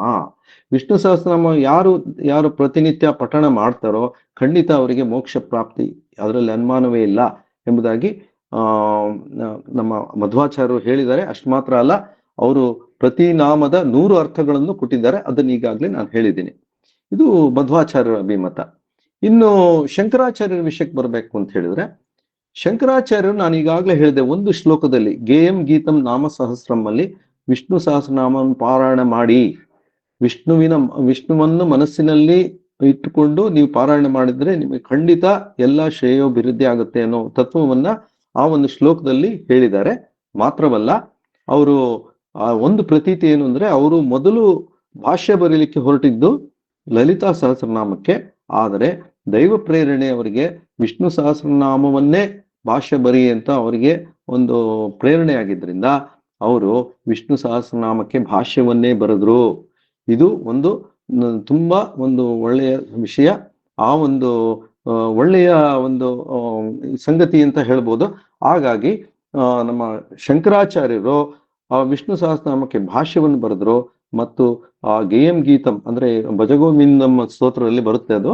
ಆ ಗೇಯಂ ಗೀತಂ ಶ್ಲೋಕದ ಮೂಲಕ ವಿಷ್ಣು ಸಹಸ್ರನಾಮವನ್ನು ನಿರಂತರ ಪಾರಾಯಣ ಮಾಡಿ ಎಂಬ ಸಂದೇಶವನ್ನ ಕೊಟ್ಟಿದ್ದಾರೆ. ಇನ್ನು ರಾಮಾನುಜಾಚಾರ್ಯರ ವಿಷಯಕ್ಕೆ ಬರಬೇಕು ಅಂತ ಹೇಳಿದ್ರೆ, ರಾಮಾನುಜಾಚಾರ್ಯರು ಕೂಡ ವಿಷ್ಣು ಸಹಸ್ರನಾಮವನ್ನು ಅತ್ಯಂತ ಪ್ರಬಲವಾಗಿ ಪ್ರತಿಪಾದಿಸಿದ್ದಾರೆ. ಅವರು ಏನ್ ಹೇಳ್ತಾರಪ್ಪ ಅಂತ ಹೇಳಿದ್ರೆ, ಈ ವಿಷ್ಣು ಸಹಸ್ರನಾಮ ಅನ್ನೋದು ಭಗವತ್ ಗುಣ ದರ್ಪಣಂ ಅಂತ ಹೇಳ್ತಾರೆ. ಅಂದ್ರೆ ಭಗವಂತನ 1000 ಗುಣಗಳಿಗೆ ಹಿಡಿದಂತ ಕನ್ನಡಿ ಅಂತ. ದರ್ಪಣ ಅಂದ್ರೆ ಕನ್ನಡಿ.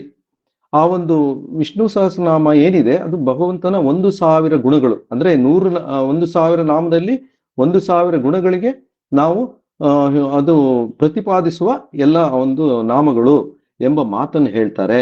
ಹಾಗಾಗಿ ಮತ್ತು ಅದನ್ನು ಕೂಡ ಪ್ರತಿಪಾದಿಸಿ ಅವರು ದಿನನಿತ್ಯ ವಿಷ್ಣು ಸಹಸ್ರನಾಮ ಪಾರಾಯಣ ಮಾಡಿದ್ರೆ ತುಂಬಾ ಶ್ರೇಯಸ್ಕರ ಎಂಬ ಮಾತನ್ನ ಅವರು ಹೇಳಿದ್ದಾರೆ.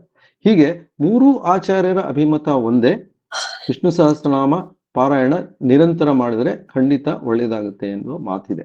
ಹಾಗಾಗಿ ಇದು ಒಂದು ಮುಖ್ಯವಾದ ವಿಷಯ. ಅಲ್ಲ, ನೀವು ವಿಷ್ಣು ಸಹಸ್ರನಾಮದ ಬಗ್ಗೆ ಇಷ್ಟೊಂದು ಪ್ರೇರೇಪಿತರಾಗ್ಬಿಟ್ಟಿದ್ದೀರಾ. ಅದಕ್ಕೆ ಏನ್ ಪ್ರೇರಣೆ? ಇದು ನಾನು ಮೊದಲನೇದಾಗಿ ನಾನು 2019ರಲ್ಲಿ ನಾನು ರಿಟೈರ್ ಆಗಿದ್ದು. ಅಲ್ಲಿವರೆಗೆ ನಾನು ವಿಷ್ಣು ಸಹಸ್ರನಾಮದ ನಾನು ಮುಂಚೆ ಈ ಸಮಯಾಭಾವ ಅನ್ಕೊಂಡು ನಾನೇನ್ ಮಾಡ್ತಾ ಇದ್ದೆ, ನಕ್ಷತ್ರದ ಪ್ರಕಾರ ನನ್ನ ನಕ್ಷತ್ರ ಬಂದು ವಿಶಾಖ ನಕ್ಷತ್ರ, ಅದಕ್ಕೆ ಏನು ಬೇಕೋ ಅದನ್ನ ಆ ಸ್ತೋತ್ರವನ್ನು ಮಾಡ್ಕೊಂಡು ಹೇಳ್ಕೊಂಡು ಹೋಗ್ತಾ ಇದ್ದೆ. ಅಷ್ಟೇನೆ ನಾನು ಮಾಡಿದ್ದು. ಬಹುಶಃ ಭಗವಂತನ ಇಚ್ಛೆ ಬೇರೆ ಇತ್ತು ಅನ್ಸುತ್ತೆ. ಬರೀ ಒಂದು ಸ್ತೋತ್ರಲ್ಲೇ ಇರಬಾರ್ದು, ಸಂಪೂರ್ಣ ವಿಷ್ಣು ಸಹಸ್ರನಾಮ ಪಾರಾಯಣ ಮಾಡಬೇಕು ಅಂತ ಇಚ್ಛೆ ಇತ್ತು ಅನ್ಸುತ್ತೆ. ಏನೋ ನಾನು ರಿಟೈರ್ ಆದ್ಮೇಲೆ ನನಗೆ ಒಂದು ಪ್ರೇರಣೆ ಆದಂಗೆ ಆಯ್ತು. ಪ್ರತಿನಿತ್ಯ ನಾನು ಸ್ತೋತ್ರ ಪಾರಾಯಣ ಮಾಡ್ಲಿಕ್ಕೆ ಶುರು ಮಾಡಿದೆ. ಈ ಮಧ್ಯೆ ನನಗೆ ಮೊಮ್ಮಗು ಆದಾಗ ಅದಕ್ಕೆ ನಿಯಾಂತ ಅಂತ ಹೆಸರಿಡ್ಲಾಯ್ತು. ನನ್ನ ಮಗನು ಪಾರಾಯಣ ಮಾಡ್ತಾನೆ, ಅವ್ನು ನಿಯಾಂತ ಅಂತ ಹೆಸರಿಟ್ಟಿದ್ದ. ಆ ನಿಯಾಂತ ಅಂತ ಹೆಸರಿದ್ದಾಗ ನನ್ನ ಸ್ನೇಹಿತರಾದ ನಮ್ಮ ಈ ಬಳಗದಲ್ಲಿ ಇದ್ದಾರೆ, ಸಮಾನ ಮನಸ್ಕರ ಬಳಗದಲ್ಲಿ ಇದ್ದಂತ ಸಾಹಿತಿಗಳು, ಪ್ರಸಿದ್ಧ ಸಾಹಿತಿಗಳಾದ ನಮ್ಮ ಸತ್ಯೇಶ್ ಅವರು ನನಗೆ ಕೇಳಿದ್ರು, ನಿಯಾಂತ ಅಂದ್ರೆ ಏನು ಅಂತಂದ್ರು. ಅದು ವಿಷ್ಣು ಸಹಸ್ರನಾಮದಿಂದ ಅಂತ ಗೊತ್ತು, ದಿನ ನಾನು ಪಾರಾಯಣ ಮಾಡ್ತೀನಿ, ಅದ್ರ ಅರ್ಥ ಗೊತ್ತಿಲ್ಲ ಅಂತ ಹೇಳಿದೆ. ಆವಾಗ ಅವರು ನನಗೆ ಹೇಳಿದ್ರು, ಅರ್ಥ ಗೊತ್ತಿಲ್ವಾ ಅಂತ ಹೇಳಿದ್ರು. ಅವ್ರು ಹೇಳಿದಾಗ ನನ್ಗೊಂಥರ ಅದು ನಾನು ತಪ್ಪು ಮಾಡ್ತಾ ಇದ್ದೀನೇನೋ, ಅದನ್ನ ಅರ್ಥಾನುಸಂಧಾನ ಮಾಡದೆ ಮಾಡ್ತಾ ಇದ್ದೀನಿ ಅಂತ ಹೇಳಿ ಆಮೇಲೆ ಅದರ ಅರ್ಥ ಹುಡುಕ್ತಾ ಹೋದೆ. ಅರ್ಥ ಗೊತ್ತಾಯ್ತು.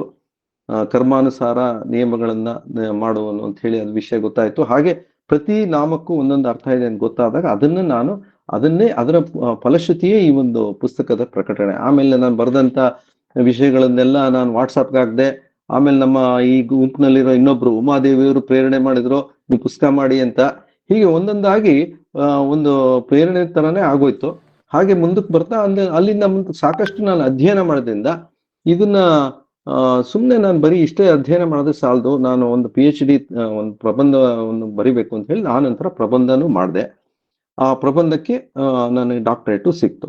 ಹೀಗೆ ಒಂದು ರೀತಿಯಲ್ಲಿ ಹಂತ ಹಂತವಾಗಿ ನಾನು ವಿಷ್ಣು ಸಹಸ್ರನಾಮದಲ್ಲಿ ಒಂದು ಪರಿಣಿತಿ ತಗೊಳ್ತಾ ಹೋದೆ. ಯಾಕೆಂತ ಹೇಳಿದ್ರೆ ಅದು ಒಂದೇ ಒಂದು ವಿಷಯ ಹೇಳ್ತೀನಿ.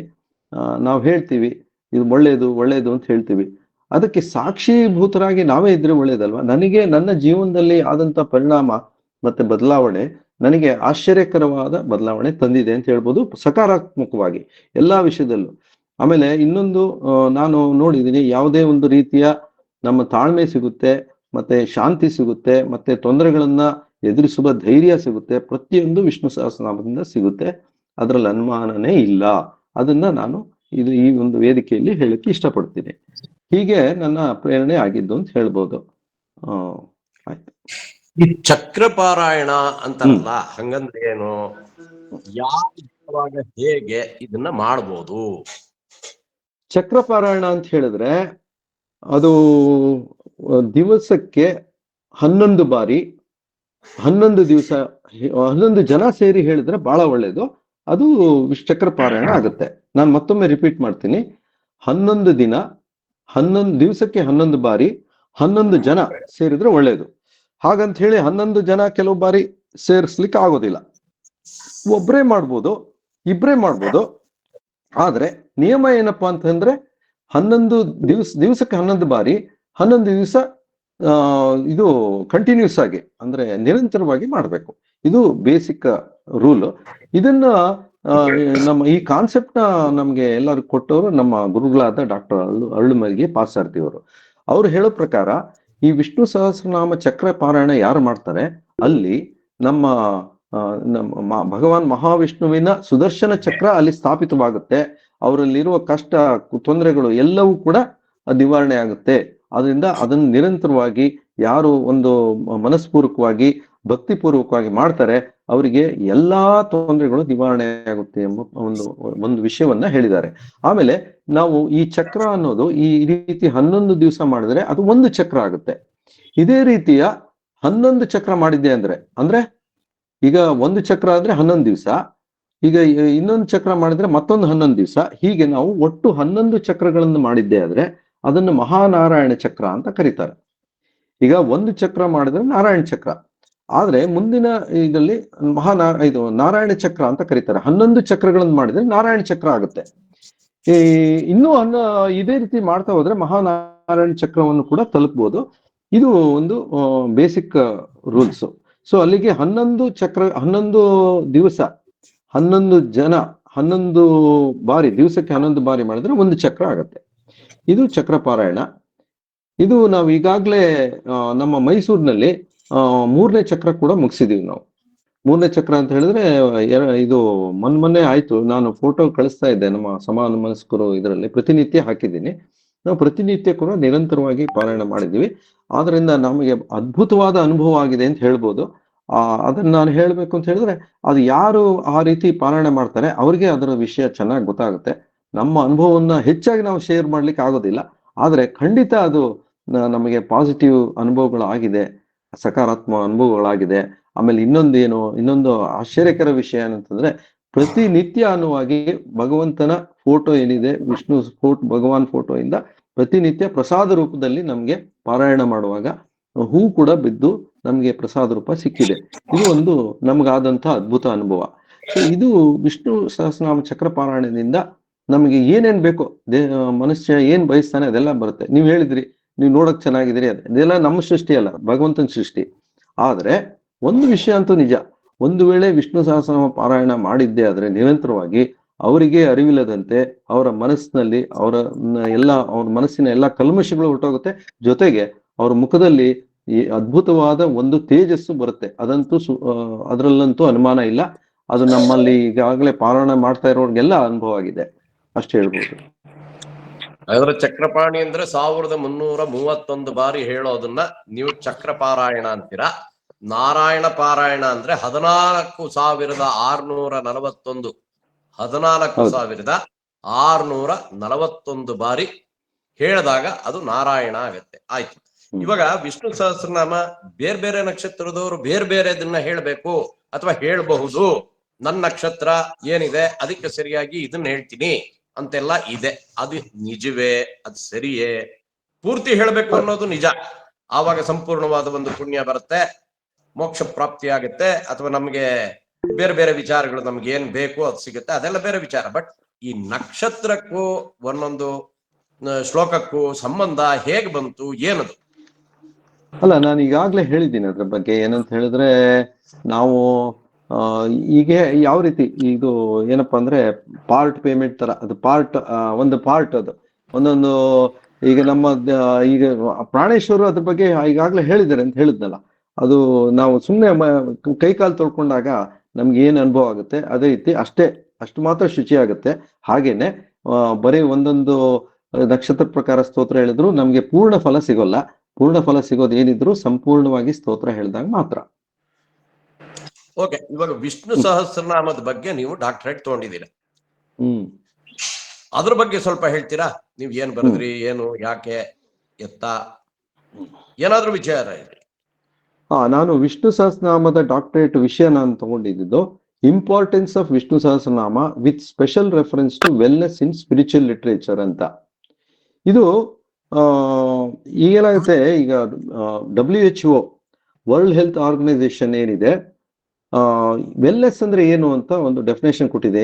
ಅದೇನ್ ಹೇಳುತ್ತೆ ಅಂದ್ರೆ, ಈ wellness is complete state of mental, physical and social well being and not merely absence of disease or infirmity ಅಂತ ಹೇಳುತ್ತೆ. ಅಂದ್ರೆ ಈ WHO ಪ್ರಕಾರ ನಾವು ವೆಲ್ನೆಸ್ ಅನ್ನ ಕಂಡ್ಕೋಬೇಕು ಅಂತ ಹೇಳಿದ್ರೆ ಕೇವಲ ದೈಹಿಕವಾಗಿ ಅಂದ್ರೆ ಆರೋಗ್ಯವಂತರಾಗಿದ್ರೆ ಸಾಲದು, ಅಥವಾ ನಮ್ಗೆ ದೈಹಿಕ ತೊಂದರೆಗಳು ಇಲ್ಲದೆ ಇದ್ರೆ ಮಾತ್ರ ಸರಿ ನಾನು ವೆಲ್ನೆಸ್ ಎಲ್ಲ ಕಂಡ್ಕೊಂಡಿದ್ದೀನಿ ಅಂತ ಹೇಳಕ್ಕಾಗಲ್ಲ. ವೆಲ್ನೆಸ್ ಅಂದ್ರೆ ಸಂಪೂರ್ಣ ಸ್ವಾಸ್ಥ್ಯ ಏನಿದೆ ಅದು ಯಾವಾಗ ನಾವು ಕಂಡುಕೊಳ್ಬಹುದು ಅಂತ ಹೇಳಿದ್ರೆ, ನಮಗೆ ಮೆಂಟಲ್, ಫಿಸಿಕಲ್ ಅಂಡ್ ಸೋಷಿಯಲ್ ಈ ಮೂರು ವಿಭಾಗಗಳಲ್ಲಿ ನಾವು ಪರಿಪೂರ್ಣತೆ ಹೊಂದಿದ್ರೆ, ಅಂದ್ರೆ ಪರಿಪೂರ್ಣವಾದ ಸಂತೃಪ್ತಿ ಹೊಂದಿದ್ರೆ, ಮತ್ತೆ ತಕ್ಕದಾದ ಒಂದು ವ್ಯವಸ್ಥೆ ನಾವು ಹೊಂದಿದ್ರೆ ಆವಾಗ ಮಾತ್ರ ಅದು ವೆಲ್ನೆಸ್ ಅಂತ ಅನ್ಸುತ್ತೆ. ಈಗ ಈ ವೆಲ್ನೆಸ್ ಅಂತ ಕಂಡುಕೊಳ್ಬೇಕಾದ್ರೆ ಈಗ ನಾವೆಲ್ಲ ದಿನ ಬೆಳಗಾದ್ರೆ ನೋಡ್ತೀವಿ, ವೆಲ್ನೆಸ್ ಸೆಂಟರ್ ಅಂತ ಬೋರ್ಡ್ ಹಾಕಿರ್ತಾರೆ, ಅಲ್ಲೇನೋ ಒಂದು ಯೋಗ ಹೇಳ್ಕೊಡ್ತಾರೆ, ಇಲ್ಲ ಮತ್ತೊಂದೇನೋ ಮಾಡ್ತಾರೆ, ಯಾವ್ದೋ ಫಿಸಿಕಲ್ ಎಕ್ಸರ್ಸೈಸ್ ಹೇಳ್ಬೋದು, ಹೀಗೆಲ್ಲ ಮಾಡಿ ವೆಲ್ನೆಸ್ ಅಂತ ಕರ್ಕೊಳ್ತಾರೆ. ಆದ್ರೆ ಈ WHO ಪ್ರಕಾರನೇ ಅದು ವೆಲ್ನೆಸ್, ಸಂಪೂರ್ಣವಾದ ವೆಲ್ನೆಸ್ ಆಗೋದಿಲ್ಲ. ವೆಲ್ನೆಸ್ ನಾವು ಸಂಪೂರ್ಣವಾಗಿ ಕಂಡ್ಕೋಬೇಕು ಅಂತ ಹೇಳಿದ್ರೆ ನಾವು ಈ ಮೂರು ವಿಭಾಗದಲ್ಲಿ ನಮ್ಮ ಮೆಂಟಲ್, ನಮ್ಮ ಒಂದು ಬೌದ್ಧಿಕ ಮತ್ತು ಫಿಸಿಕಲ್, ನಮ್ಮ ದೈಹಿಕ ಅಂಡ್ ಸೋಷಿಯಲ್, ನಮ್ಮ ಸಾಮಾಜಿಕ ರೀತಿಯ ಸಾಮಾಜಿಕ ಪರಿಸ್ಥಿತಿಯಲ್ಲಿ ಕೂಡ ನಾವು ಎಲ್ಲ ಪರಿಪೂರ್ಣತೆ, ಎಲ್ಲ ಒಂದು ತೃಪ್ತಿಯನ್ನ, ಎಲ್ಲ ಒಂದು ಪರಿಪೂರ್ಣತೆಯನ್ನ ಹೊಂದಿರಬೇಕು. ಅದು ಹೊಂದಬೇಕಾದ್ರೆ ಈ ವೆಲ್ನೆಸ್ ಸೆಂಟರ್ಗಳು ಹೇಳೋ ಹಾಗೆ ಬರೀ ನಾವು ಯೋಗ ಮಾಡ್ಕೊಂಡು ಇನ್ನೊಂದು ಮಾಡ್ಕೊಂಡ್ರೆ ಆಗೋದಿಲ್ಲ, ಅಥವಾ ಎಕ್ಸರ್ಸೈಸ್ ಮಾಡ್ಕೊಂಡ್ರೆ ಆಗೋದಿಲ್ಲ, ವಾಕಿಂಗ್ ಮಾಡಿದ್ರು ಆಗಲ್ಲ ಅಂತಲ್ಲ, ಸಾಕಾಗೋದಿಲ್ಲ. ನೀವು ಎಲ್ಲವನ್ನೂ ಕಂಡ್ಕೋಬೇಕಾದ್ರೆ, ನಿಮ್ಗೆ ಪರಿಪೂರ್ಣತೆ ಬರಬೇಕಾದ್ರೆ ಯಾವುದಾದ್ರೂ ಒಂದು ಮೀಡಿಯಾ ಇರಬೇಕು. ಅದು ವಿಷ್ಣು ಸಹಸ್ರನಾಮ, ಅದು ಅದ್ಭುತವಾದ ಒಂದು ಮೀಡಿಯಾ ಅಂತ ನಾನು ಅದನ್ನ ಪ್ರತಿಪಾದಿಸಿದ್ದೇನೆ. ಹೇಗೆ ಪ್ರತಿಪಾದಿಸಿದ್ದೀನಿ ಅಂದ್ರೆ, ನಾವು ವಿಷ್ಣು ಸಹಸ್ರನಾಮ ಪಾರಾಯಣ ಮಾಡಿದಾಗ ಆದಂತ ಕೆಲವು ಅದ್ಭುತ ಅನುಭವಗಳನ್ನ ನಾನು ಅದರಲ್ಲಿ ನಿದರ್ಶನವಾಗಿ ಕೊಟ್ಟಿದ್ದೀನಿ. ಉದಾಹರಣೆಗೆ ಚರಕ ಕೂಡ ತನ್ನ ಸಂಹಿತೆಯಲ್ಲಿ ಹೇಳಿದಾನೆ, ವಿಷ್ಣು ಸಹಸ್ರನಾಮ ಪಾರಾಯಣ ಮಾಡಿದೆ ಯಾವ ಜ್ವರನೂ ಇರಲ್ಲ, ಇನ್ನೊಂದಿರಲ್ಲ, ಯಾವ್ದು ಕಾಯಿಲೆನೂ ಬರಲ್ಲ ಅಂತ ಒಂದು ಕಡೆ ಹೇಳ್ತಾನೆ ಚರಕ. ಹಾಗೇನೆ ನೀವು ಈ ಬಾಣಭಟ್ಟನ ಕಾದಂಬರಿ ತಗೊಂಡ್ರೆ, ಬಾಣಭಟ್ಟನ ಕಾದಂಬರಿಯಲ್ಲಿ ಕೂಡ ಒಂದು ಉಲ್ಲೇಖ ಇದೆ. ಏನಂತ ಹೇಳಿದ್ರೆ, ಆಗಿನ ಕಾಲದಲ್ಲಿ ರಾಜುಗಳು, ಅವಾಗೇನು ಈ ಯಾವ್ದು ದೊಡ್ಡ ದೊಡ್ಡ ಆಸ್ಪತ್ರೆಗಳು ಏನು ಇರ್ಲಿಲ್ವಲ್ಲ, ಪ್ರಸೂತಿ ಕೇಂದ್ರಗಳು ಹೇಗಿರ್ತಾ ಇದ್ವು ಅಂದ್ರೆ, ಆ ಪ್ರಸೂತಿ ಕೇಂದ್ರಗಳಲ್ಲಿ ಯಾರೊಬ್ರು ಇವ್ರು ಇರ್ತಾ ಇದ್ರು, ಡಾಕ್ಟರ್ಗಳಿಲ್ಲ, ಮತ್ತೊಬ್ರು ಇಲ್ಲ. ಅಲ್ಲೆಲ್ಲ ಡೆಲಿವರಿ ಅನ್ನೋದು ಬಹಳ ಕಷ್ಟದ ವಿಷಯ. ಆ ಒಂದು ಕಷ್ಟಗಳ ನಿವಾರಣೆಗೋಸ್ಕರ ಅಲ್ಲಿ ಉಲ್ಲೇಖ ಇದೆ, ಅವರು ಪ್ರಸೂತಿ ಕೇಂದ್ರದ ಹೊರಗಡೆ 24/7 ವಿಷ್ಣು ಸಹಸ್ರನಾಮ ಪಾರಾಯಣದ ವ್ಯವಸ್ಥೆ ಮಾಡ್ತಾ ಇದ್ರಂತೆ. ಕಾರಣ ಏನು ಅಂದ್ರೆ, ಆ ರೀತಿ ಮಾಡಿದ್ರಿಂದ ಅಲ್ಲಿ ಯಾವುದೇ ರೀತಿಯ ತೊಂದರೆಗಳು, ಹುಟ್ಟುವಂತ ಮಗುಗಾಗ್ಲಿ ಅಥವಾ ಬಾಣಂತಿಗಾಗ್ಲಿ ಯಾವುದೇ ತೊಂದರೆಗಳಿಂದನೇ ಸುಸೂತ್ರವಾಗಿ ಡೆಲಿವರಿ ಆಗ್ತಾ ಇತ್ತು ಅನ್ನೋ ಉಲ್ಲೇಖವನ್ನ ನಾವು ಬಾಣಭಟ್ಟನ ಕಾದಂಬರಿಯಲ್ಲಿ ಕಾಣಬಹುದು. ಇದು ಒಂದು ಉದಾಹರಣೆ. ಹೀಗೆ ಹೆಲ್ತ್ ವೈಸ್ ಬಂದಾಗ ಹೆಲ್ತ್ನ ಸಂಬಂಧಪಟ್ಟಂಗೆ ಅಥವಾ ಇದರಲ್ಲಿ ನಾವು ಒಂದು ರೀತಿಯ ಆ ಕಾಲದಲ್ಲಿ ಸಿಸೇರಿಯನ್ ಅಂತ ಏನೂ ಇರ್ಲಿಲ್ಲ. ಆ ಒಂದು ತೊಂದರೆಗಳನ್ನ ಅನುಭವಿಸೋ ಪ್ರಮೇಯ ಬರಬಾರ್ದು ಅಂತ ಹೇಳಿ ಆ ಒಂದು ಅರೇಂಜ್ಮೆಂಟ್ ಇತ್ತು. ಆ ಅರೇಂಜ್ಮೆಂಟ್ ಯಾವುದೇ ರೀತಿ ಅವರಿಗೆ ತೊಂದರೆ ಇಲ್ದಂಗೆ ಅನುಕೂಲವಾಗಿತ್ತು ಅಂತ ಹೇಳಿದ್ರೆ ಇದೊಂದು ಒಳ್ಳೆ ನಿದರ್ಶನ. ಮತ್ತೆ ಹಲವಾರು ಕ್ಯಾನ್ಸರ್ ಆದಂತ ವ್ಯಕ್ತಿಗಳು ಕೂಡ ನಿರಂತರವಾಗಿ ಪಾರಾಯಣ ಮಾಡಿ ಅದರಿಂದ ಉಪಯೋಗ ಪಡ್ಕೊಂಡಿದ್ದನ್ನ ನಾವು ನಿದರ್ಶನ ಇದೆ. ಉದಾಹರಣೆಗೆ ನಮ್ಮ ಅರಳುಮಲ್ಲಿಗೆ ಪಾರ್ಥಸಾರಥಿ ಸರ್ ಹೇಳ್ತಾ ಇರ್ತಾರೆ, ಅವರಲ್ಲಿ ಎಷ್ಟೋ ಜನ ಪ್ರವಚನ ಆಗುವಾಗ ಅವರ ಪ್ರವಚನವನ್ನು ಕೇಳಿ ಕ್ಯಾನ್ಸರ್ ಪೇಷಂಟ್ಗಳು ಅದನ್ನ ತಮ್ಮ ಕ್ಯಾನ್ಸರ್ನ ಗುಣಪಡಿಸ್ಕೊಂಡು ನಿರಂತರವಾಗಿ ಪಾರಾಯಣ ಮಾಡಿ ಕ್ಯಾನ್ಸರ್ ಗುಣಪಡಿಸ್ಕೊಂಡು ಅವ್ರ ಹತ್ರ ಸ್ವತಃ ಬಂದು ಹೇಳಿ ಆಶೀರ್ವಾದ ಪಡ್ಕೊಂಡು ಹೋಗಿದಾರಂತೆ. ಅದನ್ನ ಅವರು ನಿದರ್ಶನ ಕೊಟ್ಟಿದ್ದಾರೆ. ಆಮೇಲೆ ಒಬ್ರು ಅವರ ಫಾರಿನ್ ನಲ್ಲಿ ಆದಂತ ಒಂದು ಅನುಭವ ಹೇಳ್ತಾರೆ. ಅದನ್ನ ಹೇಳ್ತಾ ಹೋದ್ರೆ ಸುಮಾರು ಟೈಮ್ ಬೇಕಾಗುತ್ತೆ, ನಾನು ಅದನ್ನ ಸಂಕ್ಷಿಪ್ತವಾಗಿ ಹೇಳ್ತೀನಿ. ಒಬ್ಬ ವ್ಯಕ್ತಿ ಅಲ್ಲ, ಅವರು ಸ್ವಾಮೀಜಿ. ಒಬ್ಬ ಸ್ವಾಮೀಜಿಗೆ ಸಿವಿಯರ್ ಹಾರ್ಟ್ ಅಟ್ಯಾಕ್ ಆಯ್ತು. ಅವ್ರು ಬಂದು ಸ್ವಾಮಿ ಚಿನ್ಮಯ ಅವರ ಶಿಷ್ಯರು. ಅವರು ಇದು ಶಿವಾನಂದರ ಒಂದು ಡಿವೈನ್ ಲೈಫ್ ಸೊಸೈಟಿಯ ಸ್ವಾಮೀಜಿ ಅವರು. ಅವ್ರಿಗೂ ಕೂಡ ಒಂದ್ಸಲಿ ಹಾರ್ಟ್ ಅಟ್ಯಾಕ್ ಆದಾಗ ಅವರು ಈ ಅರಳುಮಲ್ಲಿಗೆ ಪಾರ್ಥಸಾರಥಿ ಅವ್ರ ಪುಸ್ತಕದಲ್ಲಿ when everything fails Vishnu Sahasranama will come to your help ಅನ್ನೋ ಒಂದು ಸೆಂಟೆನ್ಸ್ ನ ಓದಿ ಆ ಒಂದು ಸೆಂಟೆನ್ಸ್ ಇಂದ ಪ್ರಭಾವಿತರಾಗಿ ಅವರಿಗೆ ತೊಂದರೆ ಆದಾಗ ನಮ್ಮ ಗುರುಗಳಾದ ಪಾರ್ಥಸಾರಥಿಯವರು ನಿವೇದನೆ ಮಾಡ್ಕೊಂಡಾಗ ಪಾರ್ಥಸಾರಥಿಯವರು ಅವರು ಈ ICU ನಲ್ಲಿ ಇದ್ರಂತೆ. ಅವರನ್ನ ಒಂದು ವಿಷ್ಣು ಸಹಸ್ರನಾಮದ ಪಾರಾಯಣ, ಸಾಮೂಹಿಕ ಪಾರಾಯಣ ಎಲ್ಲ ಮಾಡಿಸಿ ಅವರಿಗೂ ಕಿವಿಯಲ್ಲಿ ಪಾರಾಯಣ ಮಾಡಿ ಎಲ್ಲ ಮಾಡಿದ್ಮೇಲೆ ಅದು ಅವರ ಪರ್ಮಿಷನ್ ತಗೊಂಡು ಅವರಿಗೆ ಸಪರೇಟ್ ಆಗಿ ಅವ್ರಿಗೊಂದು ಪಾರಾಯಣದ ವ್ಯವಸ್ಥೆ ಮಾಡಿ ನಂತರ ಮಾಡಿದ್ಮೇಲೆ ಅವರು ಆಶ್ಚರ್ಯಕರವಾಗಿ ಅವರು ಸಾಯುವ ಪರಿಸ್ಥಿತಿ ಇದ್ದಂತ ಒಂದು ಕೇಸು, ಅಂದ್ರೆ ಅವ್ರಿಗೆ ಮಾರನೇ ದಿವಸ ಆಪರೇಷನ್ ಮಾಡಬೇಕು ಅನ್ನುವಂತ ಕೇಸ್ ಕೂಡ ಅವರು ಯಾವುದೇ ತೊಂದರೆ ಇಲ್ಲದೆ ಮಾರನೇ ದಿವಸ ರಿಪೋರ್ಟ್ ಎಲ್ಲ ನಾರ್ಮಲ್ ಆಗಿ ಬಂದದ್ದನ್ನ ಅದ್ಭುತವಾದ ಒಂದು ಅನುಭವವನ್ನು ಕೂಡ ಅವರು ಹಂಚ್ಕೊಳ್ತಾರೆ. ಅದನ್ನ ನಾನು ಹೆಚ್ಚು ಹೇಳಲಿಕ್ಕೆ ಹೋಗಲ್ಲ, ಯಾಕಂದ್ರೆ ಇಲ್ಲಿ ಸಮಯದ ಅಭಾವ. ಹಾಗಾಗಿ ಇಂಥ ನಿದರ್ಶನಗಳು ಹಲವಾರಿದೆ. ಒಬ್ಬೊಬ್ಬರ ರೀತಿಯಲ್ಲಿ ಒಬ್ಬೊಬ್ರು ಪಾರಾಯಣ ಮಾಡಿದವ್ರಿಗೂ ಒಂದೊಂದು ರೀತಿಯ ಅದ್ಭುತವಾದ ಆಗಿದಾವೆ. ಹಾಗಾಗಿ ಅಂತಹ ಅದ್ಭುತ ಅನುಭವಗಳು ಮತ್ತೆ ಆ ಸ್ವಾಸ್ಥ್ಯದಲ್ಲಿ ನಾವು ಏನೇನು ಒಳ್ಳೆಯದು ಕಂಡ್ಕೊಂಡಿದೀವಿ ಬೇರೆ ಬೇರೆ ನಿದರ್ಶನಗಳಿಂದ ಅನ್ನೋದನ್ನ ಅದೆಲ್ಲವನ್ನ ನಾನು ಈ ನನ್ನ ಥೀಸಿಸ್ ಅಲ್ಲಿ ಅಡಾಪ್ಟ್ ಮಾಡಿದ್ದೀನಿ. ಮತ್ತೆ ವಿಷ್ಣು ಸಹಸ್ರನಾಮ ಏನು ಅಂತ ಶುರು ಮಾಡಿ ಅಲ್ಲಿಂದ ಈ ಒಂದು ಕಾನ್ಸೆಪ್ಟ್ ವರ್ಗು ಬಂದು ಸ್ವಾಸ್ಥ್ಯ ನಮ್ಮ ವೆಲ್ನೆಸ್ ಹೇಗೆ ನಾವು ಅಭಿವೃದ್ಧಿ ಮಾಡ್ಕೋಬಹುದು ವಿಷ್ಣು ಸಹಸ್ರನಾಮ ನಿರಂತರ ಪಾರಾಯಣದಿಂದ, ಅದಕ್ಕೆ ಏನು ನಿದರ್ಶನಗಳಿದೆ ಅದೆಲ್ಲ ಕೊಟ್ಟು ನನ್ನ ಪ್ರಬಂಧದಲ್ಲಿ ನಾನು ಮಂಡಿಸಿದ್ದೇನೆ. ಅದು ಅವರಿಗೆ ಮನವರಿಕೆ ಆಗಿದೆ. ಹಾಗಾಗಿ ನನಗೆ ಡಾಕ್ಟರೇಟ್ ಪಡೆಯಲು ಸಹಾಯ ಆಗಿದೆ. ಇಷ್ಟ ಹೇಳ್ಬೋದು. ಬಹಳ ಸೊಗಸಾಗಿ ಹೇಳಿದ್ರಿ. ಈ ವಿಷ್ಣು ಸಹಸ್ರನಾಮದ ಬಗ್ಗೆ ಸುಮಾರು 45 ನಿಮಿಷಗಳು ನನ್ನ ಪ್ರಶ್ನೆಗಳಿಗೆಲ್ಲ ಉತ್ತರ ಕೊಟ್ಟಿದ್ದೀರಾ. ಈಗ ಈ ವೇದಿಕೆ ಮೂಲಕ ಏನಾದ್ರೂ ಸಂದೇಶ ನೀವು ಕೊಡಕ್ಕೆ ಇಷ್ಟಪಡ್ತೀರಾ? ಖಂಡಿತ. ಯಾಕೆಂದ್ರೆ ಮೊದಲನೇದಾಗಿ ನಾನು ಈ ಸಮಾನ ಮನಸ್ಕರು ವೇದಿಕೆಯ ಅಡ್ಮಿನ್ ರವರಾದ ನಮ್ಮ ಡಾಕ್ಟರ್ ಅಶ್ವಥ್ ಕುಮಾರ್ ಅವ್ರನ್ನ ಅಭಿನಂದಿಸ್ತೀನಿ. ಕಾರಣ ಏನಂತ ಹೇಳಿದ್ರೆ ಈ ಒಂದು ಆಧ್ಯಾತ್ಮದ ಬಗ್ಗೆ ಇವತ್ತಿಚ್ಚಿನ ಜನಗಳಲ್ಲಿ ಹೆಚ್ಚಿನ ಆಸಕ್ತಿ ವಹಿಸ್ತಾ ಇಲ್ಲ ಜನಗಳು. ಆದ್ರೆ ತೊಂದರೆಗಳು ಅದು ಇದು ಬಂದಾಗ ಏನು ಅಂತಾರಲ್ಲ, ಸಂಕಟ ಬಂದಾಗ ವೆಂಕಟರಮಣ ಅನ್ನೋ ಹಾಗೆ ಕಷ್ಟ ಬಂದಾಗ ಮಾತ್ರ ದೇವ್ರ ಜ್ಞಾಪಿಸ್ಕೊಳ್ತಾರಂತೆ ಎಷ್ಟೋ ಜನ. ಹಾಗೆ ಈಗಿನ ಪರಿಸ್ಥಿತಿಯಲ್ಲಿ ಈ ತರ ತೊಂದರೆಗಳು ಬಂದಾಗ ನೆನೆಸ್ಕೊಳ್ಳೋದು ಜಾಸ್ತಿ ಆಗಿದೆ. ಆದ್ರೆ ನಾನು ಹೇಳೋದು, ಕಷ್ಟಗಳು ಬರೋವರೆಗೂ ನಾವು ಕಾಯ್ಬೇಕಾ, ಅಥವಾ ಕಷ್ಟಗಳು ಬಂದಾಗ ಎಲ್ಲೆಲ್ಲೋ ನಾವು ಪರಿಹಾರ ಹುಡ್ಕೋದು ಬದಲಾಗಿ ನಮ್ಮಲ್ಲೇ ಇರುವ ಒಂದು ಅದ್ಭುತವಾದ ಒಂದು ವಿಷ್ಣು ಸಹಸ್ರನಾಮ ಪಾರಾಯಣ ಯಾಕೆ ಮಾಡಬಾರ್ದು ಅನ್ನೋ ಒಂದು ಪ್ರಶ್ನೆ ಬರುತ್ತೆ. ಯಾಕೆ ಅಂತ ಹೇಳಿದ್ರೆ ಇವತ್ತಿನ ದಿವಸ ವಿದೇಶಿಯರು ನಮ್ಮಿಂದ ಎಲ್ಲಾ ಒಳ್ಳೆಯ ವಿಷಯಗಳನ್ನ ತಗೊಂಡೋಗ್ತಾ ಇದ್ದಾರೆ. ಉದಾಹರಣೆಗೆ ಯೋಗ, ಮತ್ತೆ ಇನ್ನು ಈಗ ನಿಮ್ಗೆ ಎಷ್ಟೋ ಜನಕ್ಕೆ ಗೊತ್ತಿಲ್ಲದೆ ಇರ್ಬೋದು, ಈಗಲೂ ಕೂಡ ಗಾಯತ್ರಿ ಮಂತ್ರ ಜಪವನ್ನ ಎಷ್ಟೋ ವಿದೇಶಗಳಲ್ಲಿ ನಡೆಸ್ತಾ ಇದ್ದಾರೆ. ಆಮೇಲೆ ವಿಷ್ಣು ಸಹಸ್ರನಾಮವನ್ನು ಕೂಡ ಇದು ಜರ್ಮನಿಯಲ್ಲಿ, ಅಮೆರಿಕದಲ್ಲಿ ವಿದೇಶಿಯರು ಕೂಡ ಮಾಡೋಕ್ಕೆ ಶುರು ಮಾಡಿದ್ದಾರೆ. ಅವ್ರಿಗೂ ಅದ್ರ ಪವರ್ ಏನು ಅಂತ ಗೊತ್ತಾಗಿದೆ. ಸೊ ಅವರೆಲ್ಲ ಮಾಡಿ ಅವರಿಂದ ನಮಗ್ ಬರ್ಬೇಕಾ, ಅಥವಾ ನಮ್ಮಲ್ಲಿರುವಂತಹ ಅದ್ಭುತವಾದ ಈ ಭಂಡಾರವನ್ನ ನಾವು ತಿಳ್ಕೊಂಡು ನಾವು ಪಾರಾಯಣ ಮಾಡೋದು ಒಳ್ಳೇದಾ, ಇದು ಪ್ರಶ್ನೆ ಬರುತ್ತೆ. ಸೊ ಹಾಗಾಗಿ ನನ್ನ ನಿವೇದನೆ ಏನು ಅಂತ ಹೇಳಿದ್ರೆ, ಈ ನಮ್ಮ ಅಡ್ಮಿನ್ ಅವರು ಏನು ಒಳ್ಳೆ ಉದ್ದೇಶ ಇಟ್ಕೊಂಡು ಇವತ್ತು ಈ ವಿಷ್ಣು ಸಹಸ್ರನಾಮದ ಒಂದು ಕಿರುಪರಿಚಯ ಮಾಡಿಸಿದ್ದಾರೆ. ಕಿರುಪರಿಚಯ ಅಂತ ಯಾಕೆ ಹೇಳ್ತಾ ಇದ್ದೀನಿ ಅಂದ್ರೆ, ಇದು ನಾವು ಸಂಪೂರ್ಣವಾಗಿ ಹೇಳೋದಕ್ಕೆ ಗಂಟೆಗಟ್ಟಲೆ ಬೇಕಾಗುತ್ತೆ ವಿಷಯಗಳು. ಆದ್ರೆ ನಾನು ಇರುವ ಪರಿಮಿತಿಯಲ್ಲೇ ನಾನು ಕೆಲವು ವಿಷಯಗಳನ್ನ ಆಯ್ದುಕೊಂಡು ಹೇಳಿದ್ದೀನಿ. ಹಾಗಾಗಿ ಈ ಒಂದು ವಿಷ್ಣು ಸಹಸ್ರನಾಮ ಪಾರಾಯಣವನ್ನ ನಾವು ಇನ್ನೊಬ್ರು ಹೇಳಿದ್ರು ಅಂತ ಮಾಡೋದು ಬೇಡ, ಅಥವಾ ಏನೋ ಒಂದು ಕಾಟಾಚಾರಕ್ಕೆ ಅಂತ ಮಾಡೋದು ಬೇಡ.